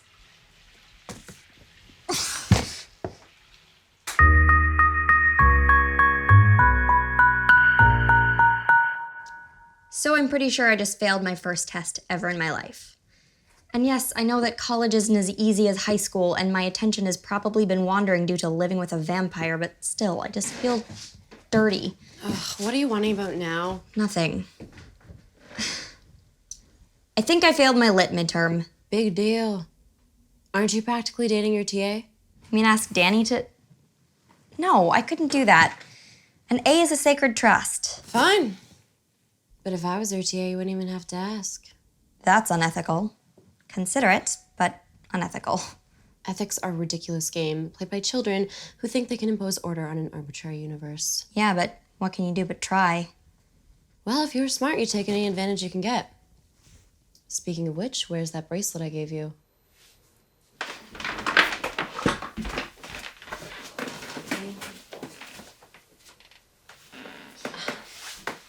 So what does it do exactly? It makes you feel off to vampires. Like you're leaking radiation. Like if I touched you, I might feel off. Oh, well, that's good. That's probably good. Well, it might persuade them to move on to someone else. Speaking of which, have you heard anything from the dean yet? Radio silence. But the fact that we're both not messily dead bodes well. Seriously, Nick? If you can't even remember to keep the cage locked? At what point in the last century did people give up on knocking? Laura, the vampire's loose. Why is the vampire loose? I'll get help. No, Perry, Why would you let her go? I didn't. It was beyond my control, but she really is on our side. How do I know she hasn't pod personed you, that you're not just spouting the vampire company line? It doesn't work that way. Yeah, completely plausible coming from you. Do you want proof? You are literally the worst roommate ever. You have been untied all of 8 hours, and there's already sludge in every surface of the bathroom, and you just stole my pillow! Good enough? For now. You said that's not how it works, so how does it work? What happens to the girls you take? I don't know. But whatever happens to them happens after I take them to my mother. Wait, you've been taking girls for how many hundreds of years and you don't even know what happens to them? Gee, Mom, feel like telling me the secrets of your antediluvian vampire cult today? Oh, what's that, no? Okay, and you'll use my head as a doorstop if I continue asking questions. Whatever happens to them, it makes their blood undrinkable. If it's changing their blood chemistry, maybe it's physically affecting their brains as well. We really need to figure out what that goo we've been finding in their rooms is. See, look, you're helping already. Now we just have to get Betty and the other girls back. Have I been stuttering when I've been talking about my mother? There's no getting them back. They're just staying out of my mother's way. But you've been saving girls. No, I've just been screwing with Mummy Dearest minions to annoy her. So after everything that she's done to you, to Elle, your big revenge is to be annoying. Aren't you some centuries-old badass? Yeah, and you know how you get to be centuries old? You pick your battles.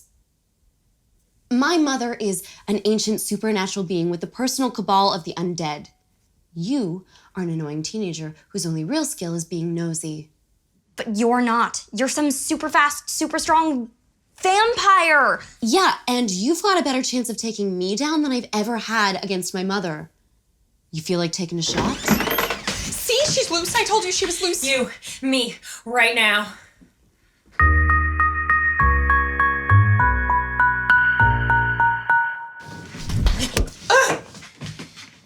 I won't let you hurt her. Not to ruin your big heroic entrance, Zena, but she's not the one in trouble. If you think that I can't get up. I've been doing my very best to be patient about the ambush and the hostage-taking and the starvation diet, but I am having difficulty remembering why it is that I haven't torn out your spine. No, don't. Please don't, Carmilla. Look, Danny's sorry, and she's not going to try and kill you again, right? Danny? Look, she's nodding. That's a nod. Are you okay? I'm fine. I was scared for you.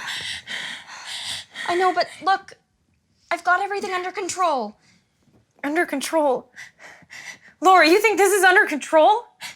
In the past 2 weeks, you've broken into the faculty club. You've almost gotten killed at the library. You have offered yourself up as vampire bait, and now she's loose, and you have a bite on your neck. Okay, there were perfectly reasonable reasons for all of that. Oh, could you stop playing in the cheap seats for all of 5 seconds? Okay, so this is none of our business, so we're just gonna go. Carmilla? Oh, no, I'm good. The filming that I do, it is part of something important. And I'm not saying it's not. It's just, you have to call me before you're about to call you? Because it's like your job to keep me safe? Yes. What? I care about you. Of course it's my job to keep you safe. Well, I'm sorry that my making my own decisions and being reckless is making it hard for you to do your job. I didn't mean it like that. Yes, you did. You meant that Laura's too dumb to know what she can and can't handle and needs to be protected by the big, strong grown-ups. That's all anyone ever wants to say to me. My dad, the Zetas, you. Everyone. Look, Laura. I like you. I really do. I like that you're brave and strong and all kinds of righteous, but I don't need a dad. I've already got that one covered.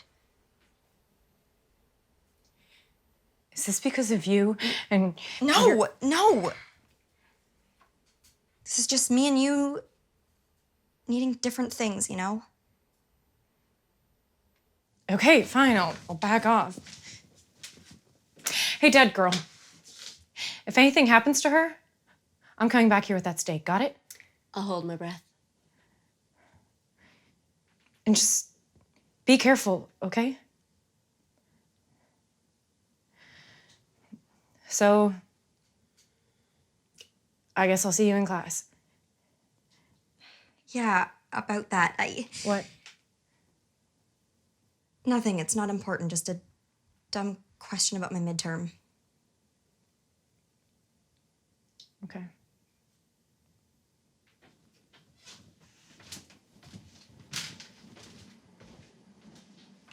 Smooth, Sundance, smooth. You suck.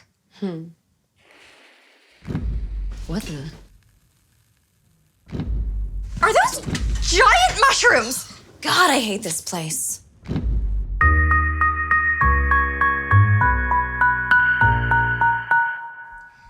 So it was kind of a long night last night.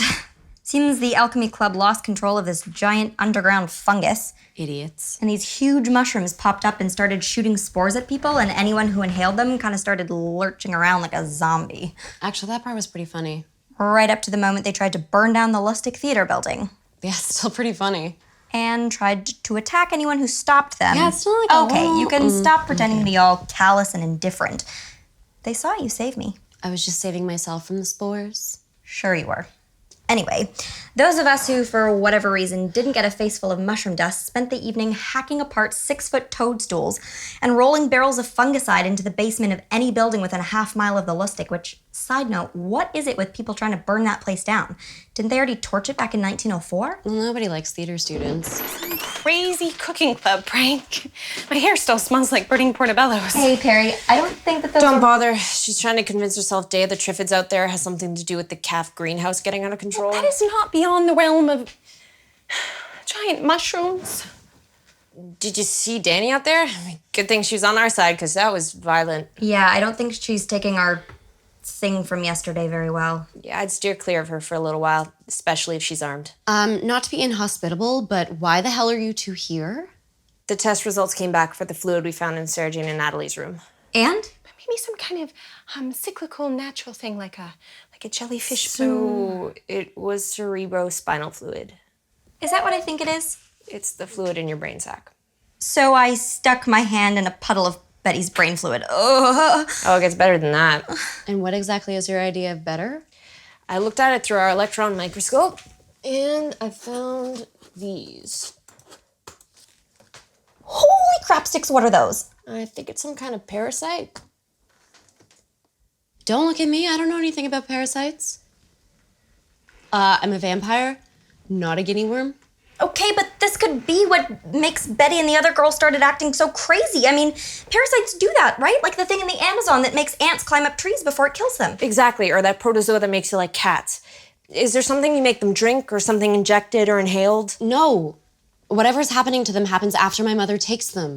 Think carefully. There has to be something. Yeah, sure. Okay, let's just dissect my deeply painful past in excruciating detail. I don't want to make her uncomfortable, but first-hand witness, hello. I know, it's just, she kind of lost someone a while ago, and I think talking about it makes her sad or guilty and those are things that a human might feel, so she's probably gonna go scour herself with a lie or eat somebody. You don't think she'd eat somebody? Yeah, crushes on vampires. What? I feel sorry for her is all. The way that her mom treats her, it's no wonder she has baggage. Well, I want to figure this out before her baggage crushes us. So, minion vamps take girls, they infect them with the brain parasites, hence pod people, and then they kidnap them again. Why? What if they don't? What? Parasites have life cycles, right? So what if the girls disappearing a second time isn't the vampires at all? What if it's like the next stage of the parasite? What if it's something that we've never even seen before at all? No. These are not things that happen. Vampires and evil, weird brain parasites and giant mushrooms, no. We're supposed to have a movie night and a formal dance at the end of term, and you will come to me with boy problems or girl problems or menstrual problems, but not all of this evil, weird conspiracy. No, this needs to stop happening. I demand that this stops happening. Just be normal. Just be normal!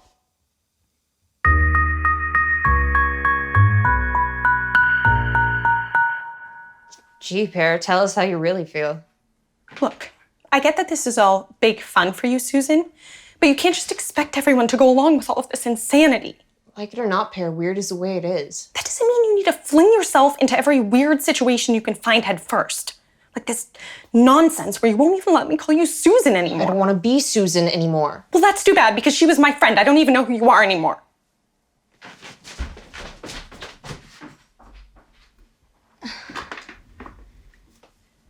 Are you okay? Peachy.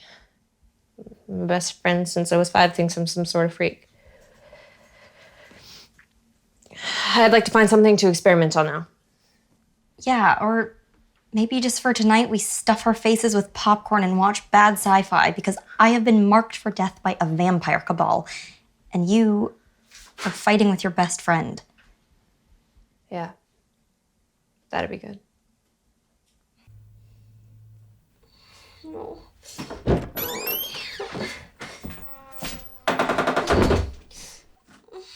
The hell? Hey. Laura. Laura. You're dreaming. It was just a dream. There's blood again. It filled the room until it was an ocean, and above it, this light. Nothing should shine like that. Like the rotted heart of the world. So that's not creepy. Do you think these are still the dreams that mean she's been picked? No, she shouldn't be having these dreams anymore. The charm should have chased the vampires away. Yeah, it seemed really effective. I don't think it's a vampire. It's the girl. The girl in the white nightdress. You saw her. I think so. I think she was in the room as the blood rose. She didn't even try and swim. Why didn't she try and swim? Well, did she say anything? No, or maybe not to go towards the light. Because the light is hungry. Awesome. I didn't need to sleep again ever. That's everything she said. She didn't Yes. say anything else. I'm sorry. You've asked me about her before. It's her, isn't it? It's Elle. I don't know. I've never seen her. The girls we take talk about her sometimes. The little girl with the mole right here. But she's never tried to say anything to me. Who are we talking about now? Her ex-friend, sort of. She got taken a long time ago. Maybe she can't get to you. Maybe it's like a non-vampire thing. Sure. The light is hungry. Not to get all fascinated by weird things, but maybe it's a clue. Maybe it has something to do with the second stage of the parasite. It could be, but how are we supposed to cross-reference some weird evil light and parasitic brainworms and... Oh, no. How did you idiots ever trap me? Just in case we don't come back, we are recording this message. We've determined that a research trip, which some of you may not approve of, is a necessity. And since the sub-basements where the archives are housed only exists after dark, a day trip was out of the question. So, if you're watching this, Danny, Perry... Oh, hell no. We are not apologizing to them. We are ready for the weird. We thrive on it. We tape our flamethrowers to our pulse rifles, and we make the weird submit. We're going to the library.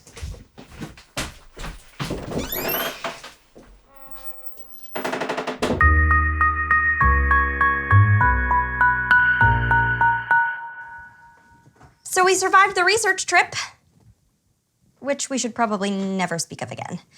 And here is our haul. One gnarly Sumerian book from before time began, and... The rescued digital consciousness of one J.P. Armitage, junior records clerk and Silas student, class of 1874.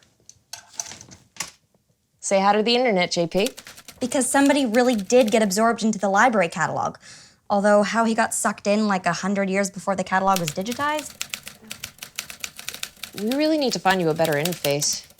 Anyway, turns out JP's helped us before. Remember the truly stellar search results and timely warnings for us to flee from our last trip to the library? All courtesy of JP. According to JP, there was a rash of disappearances in 1874 as well. And although he didn't have an electron microscope to suss out the brain parasites, he did get way further along than we did with his research into the lucha esserentem, or the hungry light, and the cult of vampires serving it, aka the Dean's special counsel. He'd even found reference to this giant Sumerian tome that's supposed to have a section on it, which is what he was searching for in the sub-basement when he got absorbed. Well, Wonder Librarian better have more than just hungry and eats girls, because that pretty much describes everything in this book. No, but there's gotta be something. No, Yogoth, raised with 12 virgins, burned at the stake. Kalos, sprinkled with the blood of virgins, smeared on the roots of this sacrificial tree. Nyar Logoth prefers the livers of virgins, force-fed nothing but red wine for 96 days. 13-year-old boys have so much more subtlety. Yeah, that's the problem with the existence of horrors from beyond the dawn of time, their lack of subtlety. Though it is pretty cool you can read Sumerian. 1871 was a dull year. I decided to read Gilgamesh. Oh, good. You're all still here. Because I saw Laura's last video about going to the library, and I thought I'd just check to make sure you weren't dead. and you're not. So that's fine. She'll come around, you'll see, because you're awesome. And we would literally be nowhere without you. You know that, right? Thanks. Come on, JP. Let's you and I hit my homunculate anatomy course and see if we can't figure out anything about these parasites. Great. And we will keep reading the giant Sumerian tome of Do Not Want.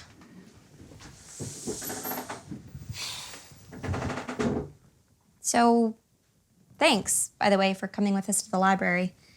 I thought we were never speaking of that again. Yeah. You came along because you want to know what happened to her, didn't you? 'Cause you're hoping that you can save her somehow? Don't start expecting heroic vampire crap from me, Cupcake. If I know better than to mess with my mother, I sure as hell know better than to spit in the eye of something old enough to think it's a god. Besides, the wench is dead. So are you. Doesn't seem to be putting a dent in your social life. Besides, if you want me to stop having heroic notions about you, you should probably stop saving my life. Then who would buy the cupcakes? There is just nothing like a good night's sleep, right, sleepyhead? No. I mean, I did dream about that weird black cat thing again, but I think that's just my subconscious being weird. This morning, after a long night of fruitless research, it is more fruitless research. This time for my final lit paper, on which I am woefully behind. If anyone had told me before college that fighting evil required this much paperwork, I would not have believed them. Where is she? Because she thinks this is some kind of joke, or that she's trying to teach me a lesson. It is in such incredibly bad taste. Where is who now? Susan. LaFontaine. And I know that she's mad at me, but that is just no excuse for all this. LaFontaine isn't here. What? No, she has to be. It has to be a joke. What has to be a joke? Her room is a mess, and this was stapled to the door. Dear student, your nosy little friend no longer attends Silas University because A, she meddled in things that were none of her business. B, did you really think we wouldn't find out what you were up to? C, we are ancient and terrible. D, none of you are safe. We'll take anyone we want. Exit procedures have commenced. No action on your part is required.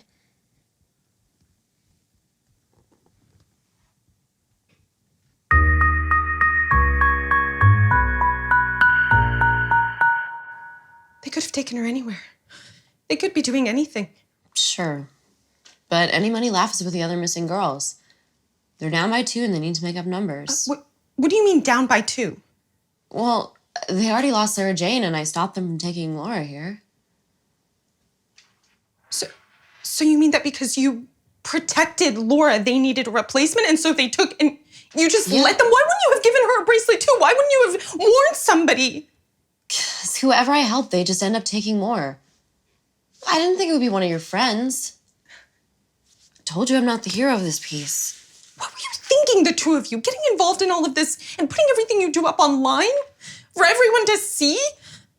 Oh God, what if they're putting those things in her brain? What if the last thing she remembers is that I was awful to her? I did this. They took LaFontaine because they couldn't take me. Because they could see my videos All right. and they knew what we were up to. Just stop all of this before I get queasy. Cupcake, you are ridiculous and headstrong and naive, and this whole Lois Lane Jr. gig is doomed. Okay? But unless you're going around kidnapping girls for some ancient unspeakable evil, nothing that's happening right now is your fault. Really? Yeah, former minion of the evil? Yeah. Okay, but Perry's not wrong either. We need to be smarter than this. We need to make sure that we've warned anybody who might be in harm's way, which includes you. If you are on the Silas campus, you are in danger. Duh. Though, did anyone think to tell that big puppy that follows you around that his BFF's a vampire? Oh my God, Kirsch. No. Yes. No. Yes. Dude, no, okay? Will's my bro. He came with me to SJ's memorial, which was really sad. Kirsch, I'm sorry. Memorial's nice, though. There's like a little rock with her name on it. I bring her flowers sometimes. Pink ones. She liked pink stuff. That's sweet. And look, I get it. You guys are trying to help me because you think I'm dumb. No. All right, you think I'm not good at math or science or English or whatever, but I know bros. And Zetas, we walk through fire for each other. And even if Will is a vampire, he's a Zeta first. Doesn't work that way, Beefcake. Well, listen, out of the two of you, my man Will never tried to bite me. Just do me a favor, okay? Just be careful around him. I was not kidding when I said he tried to kill me. Okay, yeah. And hey, if you're not too busy fighting evil, maybe you would come to the post-midterm bash on Friday? We're wrapping the goat and bacon this year. Yum. You can send a dude to college, but you can't make him think.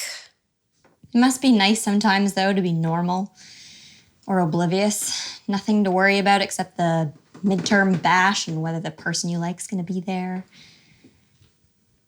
That must sound so stupid to you. You've been to, what, a zillion dances? Yeah, but most of the time I was bait in a supernatural con game. So you can't remember what kids did for kicks back in 1698? It wasn't much different. We drank a lot and danced like fools. Waltzing was fun. It had a free-all scandal back then. How is waltzing scandalous? Well, partners were face to face, chest to chest. All of that whirling. In 1698, it may as well have been sex. So you had some fun after all? Well, once or twice. Why don't you just take mine? I'll curl up on the floor. No, I couldn't make you... Vampire constitution trumps lower back pain. Thanks. Worst crush ever.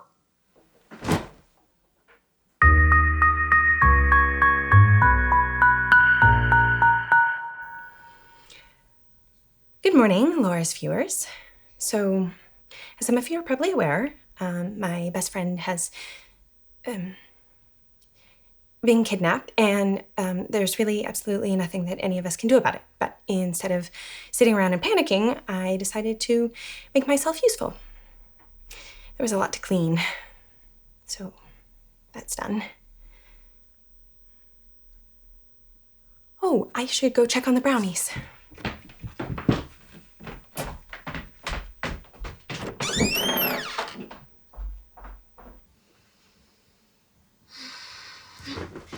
Good morning, Laura. It's 6 a.m. I know, but I ran out of things to clean, so I thought it was time we had a little talk. Brownie? Thanks. Sorry, I keep dreaming there's this giant cat thing sleeping on the floor. Oh, that's probably just Carmilla. Carmilla, Carmilla, do you want a brownie? Seriously? I was just getting to sleep. Did you vacuum around me? Okay, so now that you're both awake, I think it's time that we had a floor meeting. So we're in hell now. Seems so. Brownies are good. The two of you can be flip all you like, but the fact remains that LaFontaine is missing, and we need to start doing something about it right now. So, first, I think we need to put this thing on some kind of delay so that we aren't just giving ourselves away if something evil is watching. Second, are we calling the police? Possibly hiring a private investigator. Mercenaries, bloodthirsty killers for hire, we can do that, right? We went over all this with Betty. The police won't come unless campus security calls them, and no private investigator will even set foot on this campus, which really is an indication. And I don't even know how you go about finding mercenaries. But we'll hit the book. There's supposed to be something in there. In the meantime, I think I saw some mold behind the toilet, so you can... On it. And now for our daring daylight escape? And now for hitting the book. She might be traumatized, but she isn't wrong.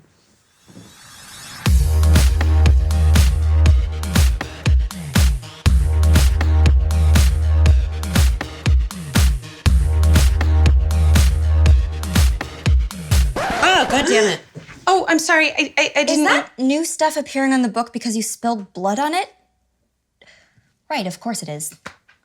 It's an entry from something called La Formes, the light that devours, an ancient evil that demands, I'm not sure about the symbol there, 5, shocker, virgins every 20 years. Once victims are marked, their world narrows to celebration. It likes party girls. That's it. That's our thing. So how do we stop it? Old as the ocean's depths, the light that betrays all, blah, blah, blah, blah, draws the devoured to it and consumes their minds, which increases the light and draws in more of the devoured. So it's absorbing their minds and using the energy to draw more people in. And if Elle is reaching out to us, then... They're conscious in there. God, this just gets creepier and creepier. Word. Hey, why are we all freaking out? Oh, you're back. You're back. You're all right. What do you mean I'm back? I didn't go anywhere. Did I go somewhere?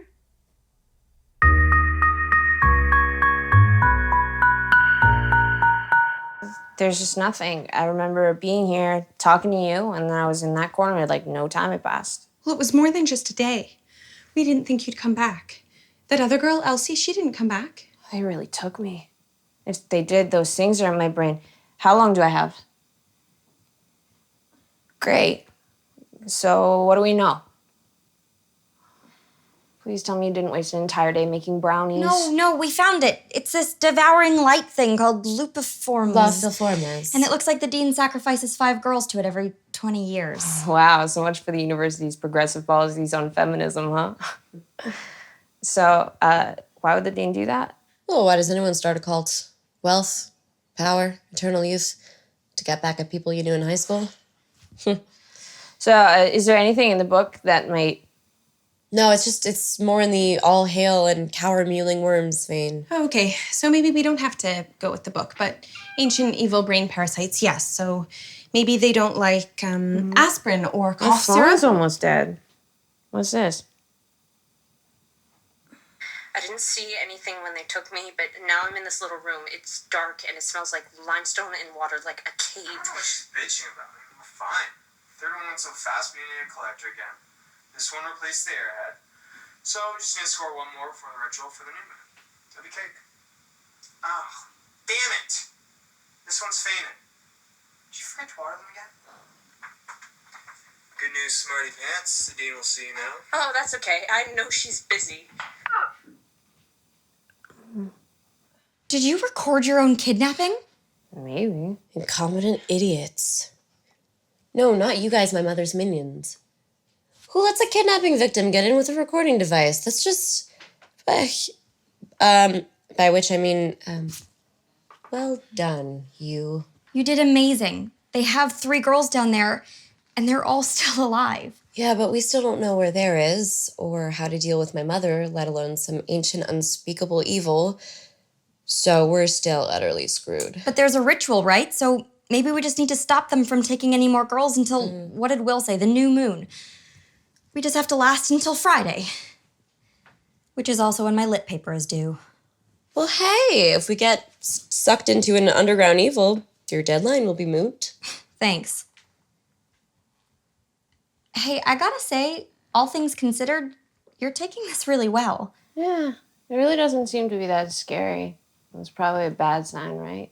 Oh, no. No, you can't be going yet. Oh, the others, they didn't go this fast. Maybe it's because the ritual's so close. That might amp the little wormy dudes in my brain right up. Snacks.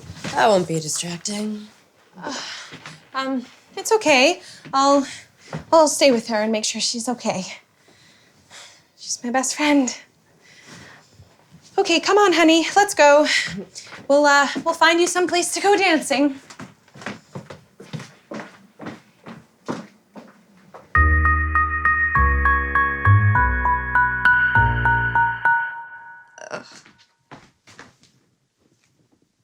Ooh, I am starting to miss having Perry around.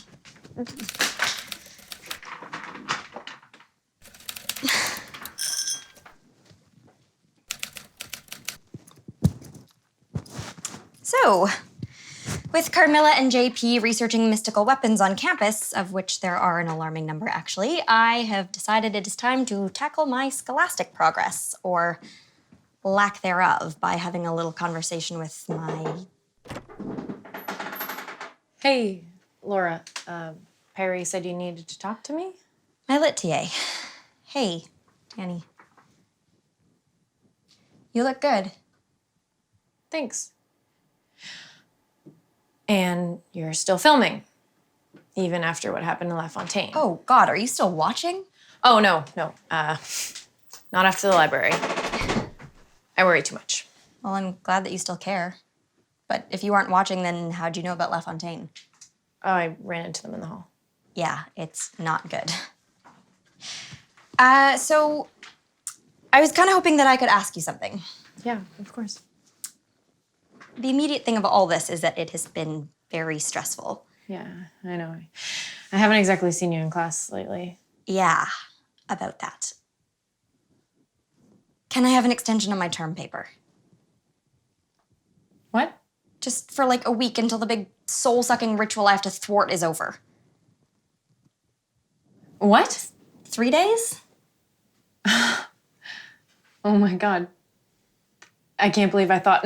No, instead, you had me come all this way because you can't stay on top of your homework? Seriously? Trying to save 4 people isn't worth 3 days. And wait, can't believe you thought what? Nothing. Did you think that I invited you over here so that we could... No, not anymore, I don't. I can't believe your nerve. Can't believe my nerve. I'm not the one being unfair and vindictive. Well, you're not the one who got thrown over for Elvira, mistress of the snark. Okay, that is so unfair. No, you know what? I'm not having this conversation. If you can't keep your supernatural affairs in order long enough to get your assignments done, that's your business.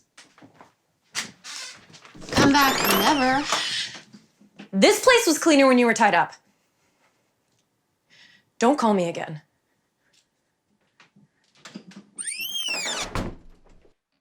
Oh my God, she hates me.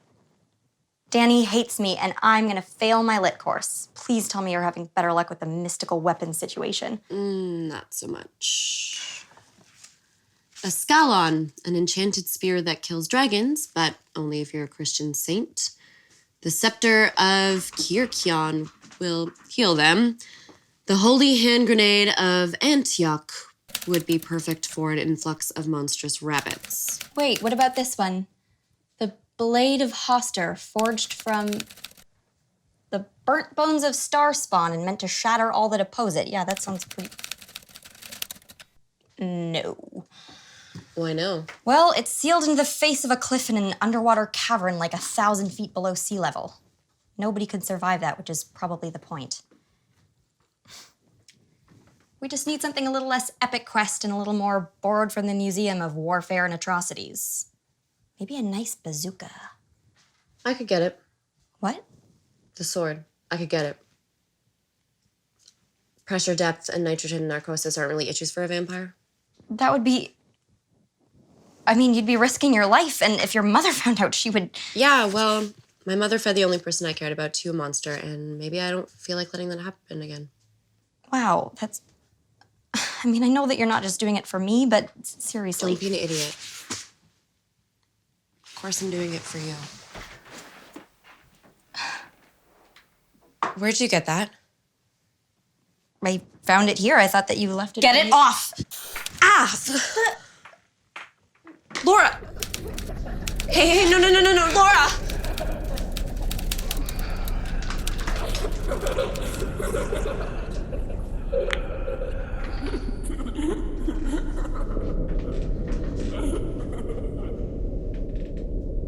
Mother. Hello, sweetheart. I thought it was time we had a little talk.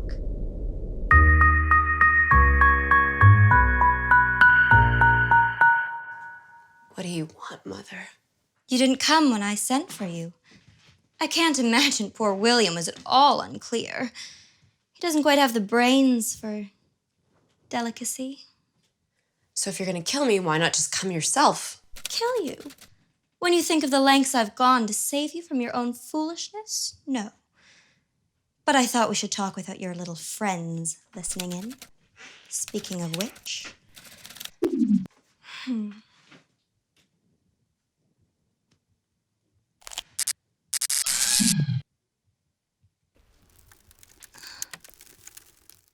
Now that was satisfying.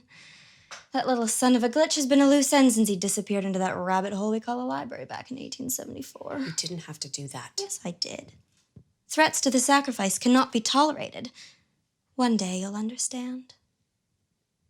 Do you think I'm ever gonna understand why you fed the only girl I've ever loved to an abomination? I think you're a practical girl, and you'll see that everything I do for the best. That silly little creature couldn't have loved you. The second she knew what you were, she spilled your secrets like an idiot schoolchild. She was a cockroach, a wretched, crawling thing like this one.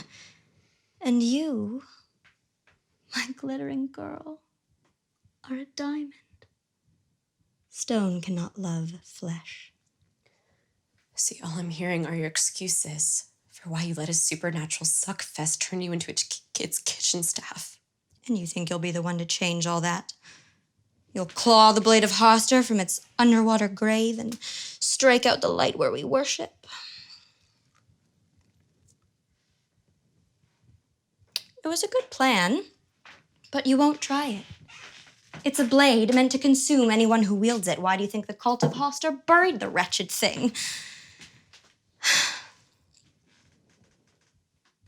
Oh, darling. There's no way for you to fight and nothing to fight with. Sometimes that's just the way of the world, and we must learn to bear it as best we can. So if it's all doomed, why even bother coming to tell me? Because I would hate for you to become a threat to the sacrifice. And instead, I thought I'd offer you a deal. If you can keep your little pet here from making more trouble, I'll let you keep her. Take someone else instead. How could I ever trust you? Why don't I start us off with a gesture of good faith? William, why don't you bring in your little friend?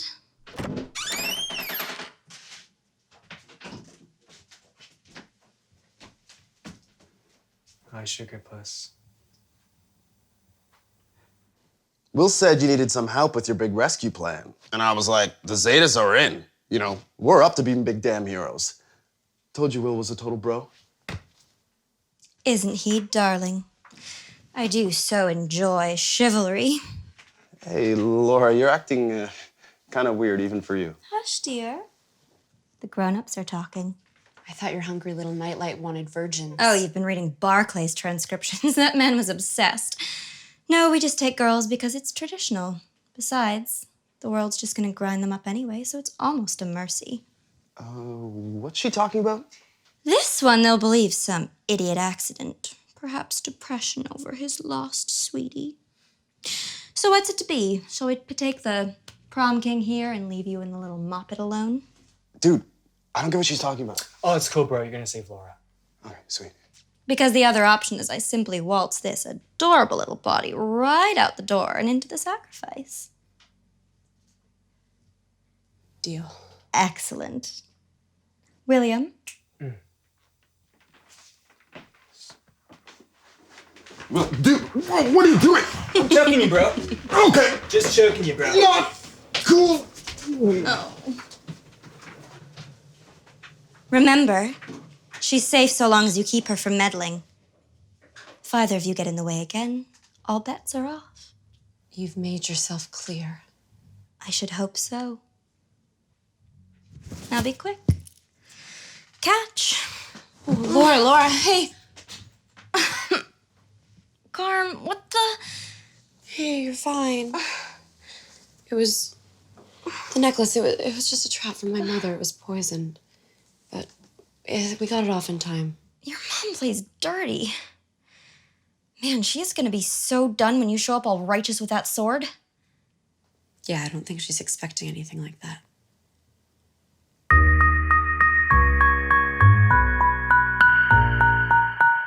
Welcome to midterm week at Silas. Students are scrambling for their exams, the stage is being built for the big party. And in an underground cavern, who knows where, a horrific sacrifice is being prepared. That's the bad news. The good news is that we haven't heard anything about any other girls going missing, and with LaFontaine still hog-tied and headbanging, the vamps are still too shy of their magic number. Even more awesome than that is that we have totally researched up some mystical, vamp-killing, evil-ending sword that is gonna level this tilt-a-world of a playing field. You're gonna go out and grab that soon, yeah? Soon. Good. I will feel a lot better when we are all together and heavily armed. I wish JP was here, but someone seems to have misplaced our non-resident librarian. Are you all right? Yeah. That necklace did a number on me. I feel like I had a whole other brain crammed into my skull. That'll pass. Ugh. That is not helping either. But I think it's also this sit-tight plan. I mean, what if the vamps just take 2 more tonight and make with the sacrifice anyway? Well, Laura, this plan keeps you safe. It keeps your friends here safe. That's all we can do. Laura? You're right, it's all that we can do, but what if there were more of us? Remember when I first put the videos up online and all those people that I'd never even met just wanted to help? There is a whole campus full of people out there, and what do you bet? They don't want some vampire cult kidnapping their friends any more than we do. Laura, with that many people, we can search every basement and cave until we find them. It's perfect. Laura, that's... I will go get the troops rallied and you go get the sword, okay? Your mom and her loopy demon light thingy aren't even gonna know what hit him.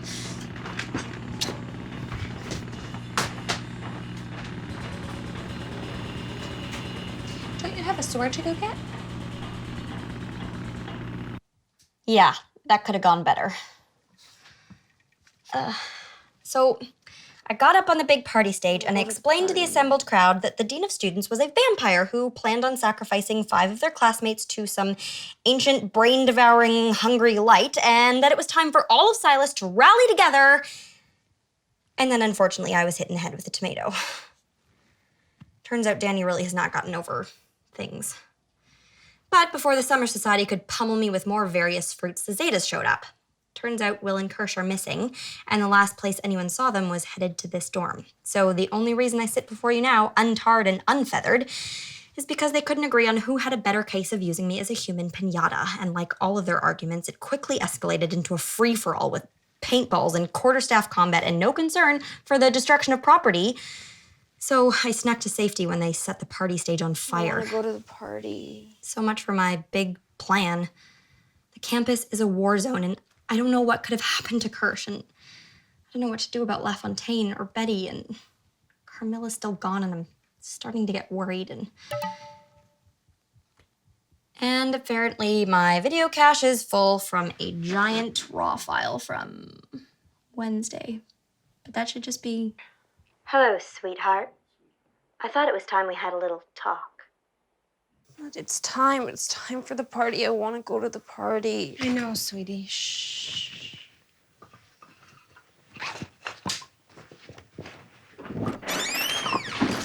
Not one more step, bloodsucker. What is this? So what's it to be? Shall we take the prom king here and leave you and the little moppet alone? Deal. Excellent. Were you even gonna tell me about JP, about Kirsch, about the fact that she possessed me and used me to hurt my friends? Or was it just gonna be, sorry, babe, no sword, no rescue. That's just the way the world is. Laura, I won't let you take her. Laura, she promised to leave us alone. Yeah, just so long as you let her kill my friends. You know, it's not the sword. The sword would kill you, and I get that. It's that you just gave up. After everything, you didn't even try. Laura, that's not... Go away, Carmilla. Go run and hide. We're done.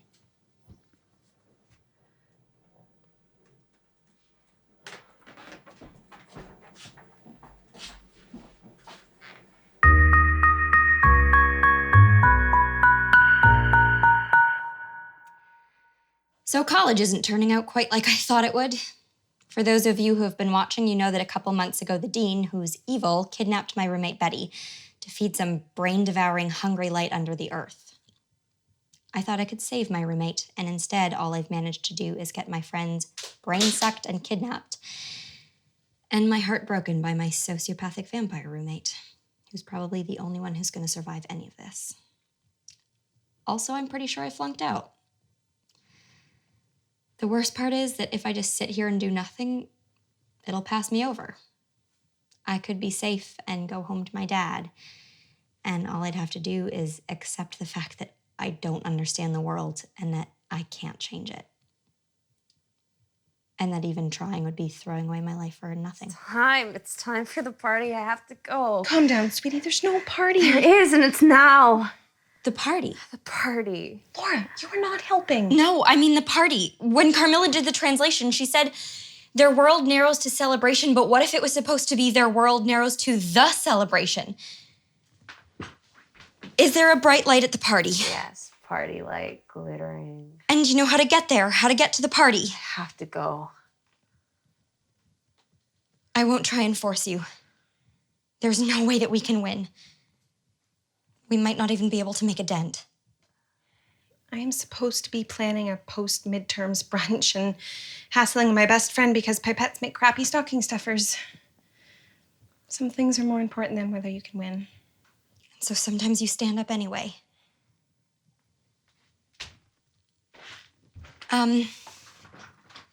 Dad, if you're watching this, sorry for all the stupid things that I've done, and I love you. And Carmilla, if you're watching this, then you know.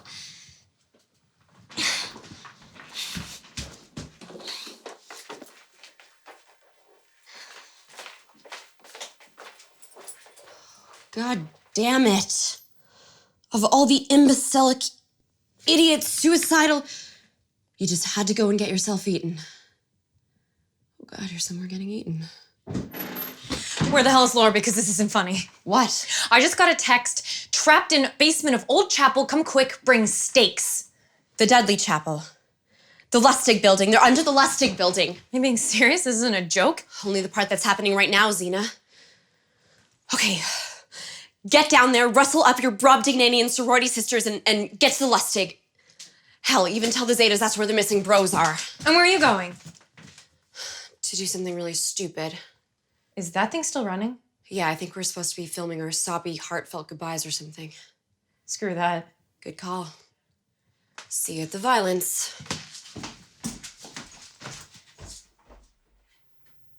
So a completely unexpected thing just happened. We won. We actually won. We won. And Carmilla's dead.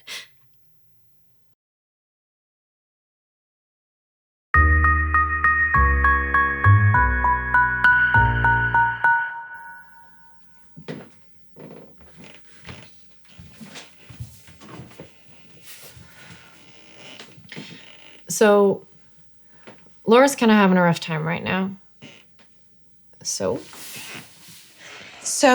Laura and I followed LaFontaine across campus to the Lustig building and then down through the basement into a series of caves. I still cannot believe you used me as a human homing I beacon. know, it's just we were getting desperate and then... No.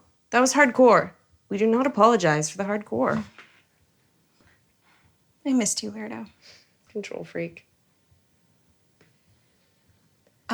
Right, so then everyone was there. The vampires, the dean, Kirsch, and all the rest, and they were standing at the lip of this enormous chasm with their backs to us, so we rushed them, which was a bad idea. But I did manage to stake that one guy. Will? Oh, sorry, sweetie. It's okay. I mean, you kind of had it coming. But then the rest of the vampires caught us, and they threw Laura and I in an old broom closet to eat later. you know the next part? They forgot to take away Laura's phone, which apparently has really great reception, so I get a text, and with a little convincing, I rustle up the cavalry. A phalanx of sisters, 40-odd Zetas, armed with their traditional tridents and salted herring. And so we free Laura and Perry, and we rush the vampire line. And we totally had them on the ropes when this rumbling started. And from the bottom of the pit, you could see this light rising. And it was like the sun coming up underground, and you're transfixed by the brightness. Everybody started walking right towards it, because what can you do but give yourself over to this light? Which was the moment this huge cat grabbed me by the scruff of my neck and dragged me away from the edge. And then it shrank and shifted, and there was Carmilla. With a sword. A sword like a hollow in reality, eating light.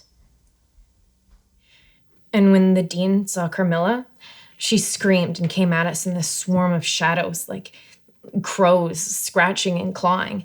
And they fought like that until the dean transformed into a woman again, at which point Carmilla decks her in the face with the sword hilt and she falls into the pit. But it was too late. The light was everywhere. You could see these figures in it reaching out for you. And I think Elle was maybe reaching out for Carmilla, and Carmilla was crying. Because in all this time, she'd never been able to see her. But then Carmilla turned to me and said, "You know, I really am starting to hate this heroic vampire crap."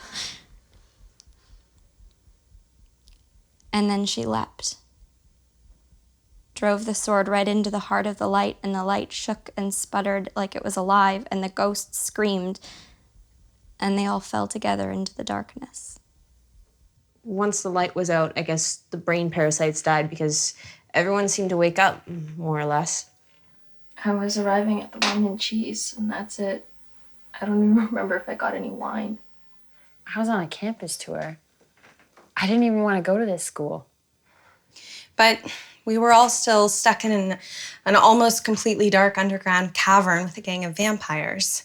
Except it wasn't totally dark because all over the walls and in the air were these beautiful glowing puffballs, courtesy of the Alchemy Club.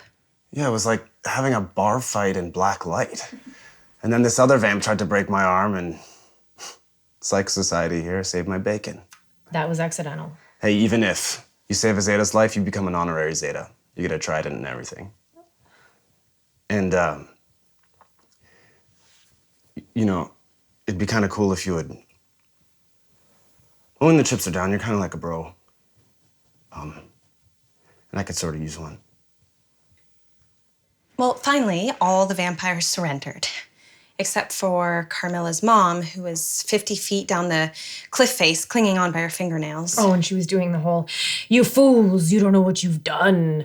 You'll regret this. Zombies will eat your liver, blah, blah, blah, blah."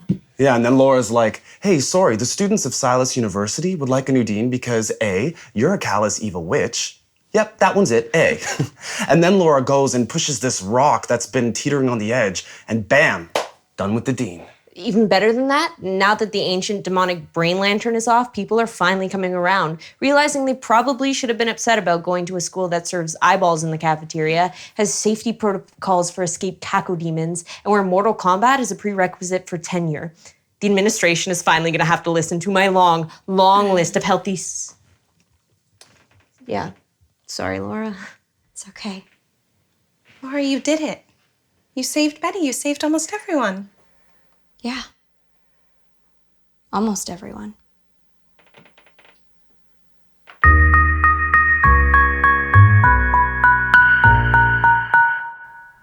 Hey.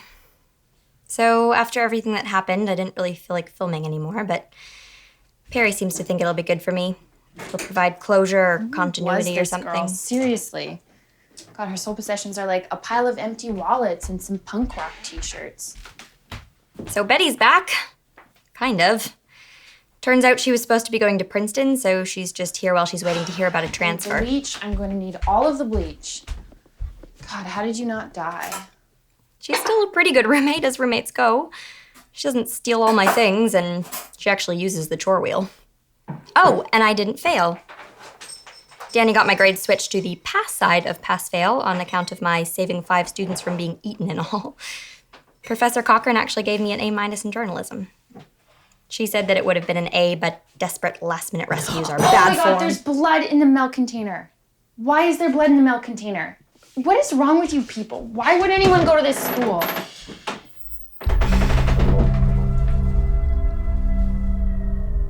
Yeah, we've been having a lot of those since the battle. Aftershocks, I guess. Oh, and JP's okay. Kind of.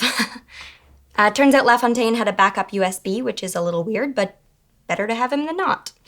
He and LaFontaine have been spending a lot of time together in the library lately. I think they're kind of dating. maybe. Perry is dealing with that as best she can. I'm gonna miss those two when my dad comes to pick me up for reading week. And look, I know that she was a terrible roommate and kind of a terrible person sometimes, and that one big grand gesture doesn't make up for centuries of what's essentially murder, but she was my terrible roommate, and she made the big gesture for me. Hey, Laura. So something happened, and I just wanted to come prepare you so that you wouldn't freak out. So Kirsch and some of his Zeta bros were throwing cherry bombs into the big pit under the Lustig, and they found. Okay, sorry, Izzy Beck. She's heavier than she looks. Carm? Okay. So we think she seems dead, but she's a vampire, right? Well, blood. She needs blood. Please don't be dead. Please don't be dead.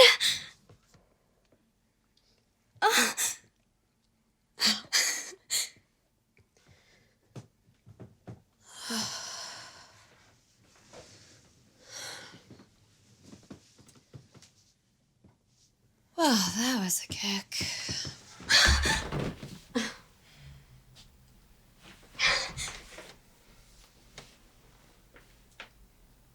Hey. Hey.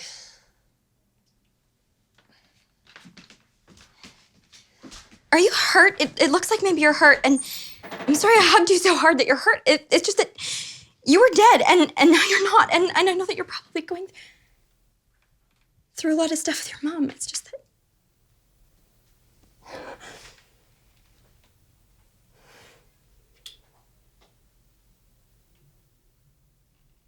And I know that you didn't do everything for me, but I just...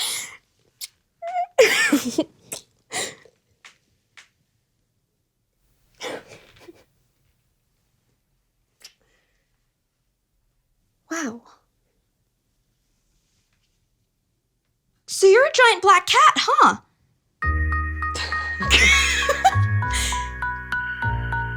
Yeah.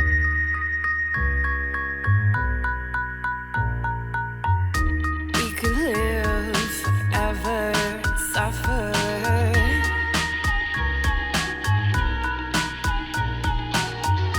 That is one together, forever.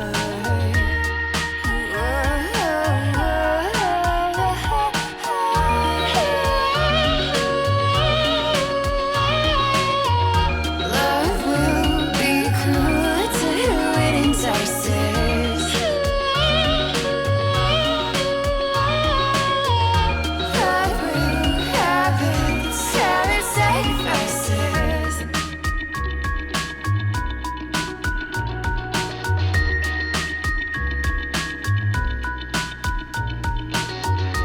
Offer up your daughters, your daughters.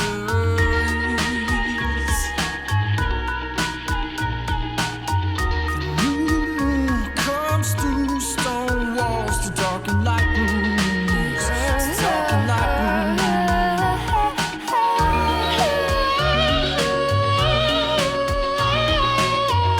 Love will be cruel to who it entices.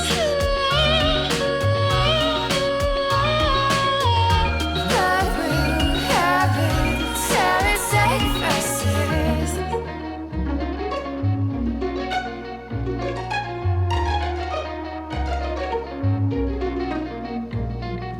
There's no way for you to fight this, no spell for you to write this, no way for you to hide from the demon of the light.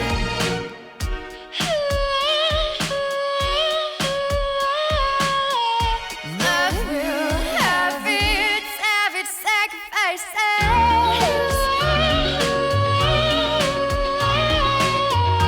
Love will be cruel to who it entices. Love will have its sacrifices. I really can't have one day without that thing. Oh, come on. Don't you want to record it for posterity? Posterity can bite me. I have better things to do. Oh, come on. They are all dying to know how you survived. I will make it worth your while. Well, it turns out that I hate this place so Where is it? Where's the book? The big Sumerian book.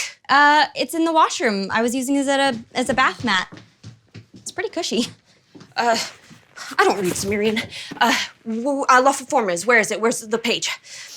I know it talks about sacrificing 5 virgins every 20 years, but does it say anything about what would happen if it ate, say, a very old, very powerful vampire like your mother?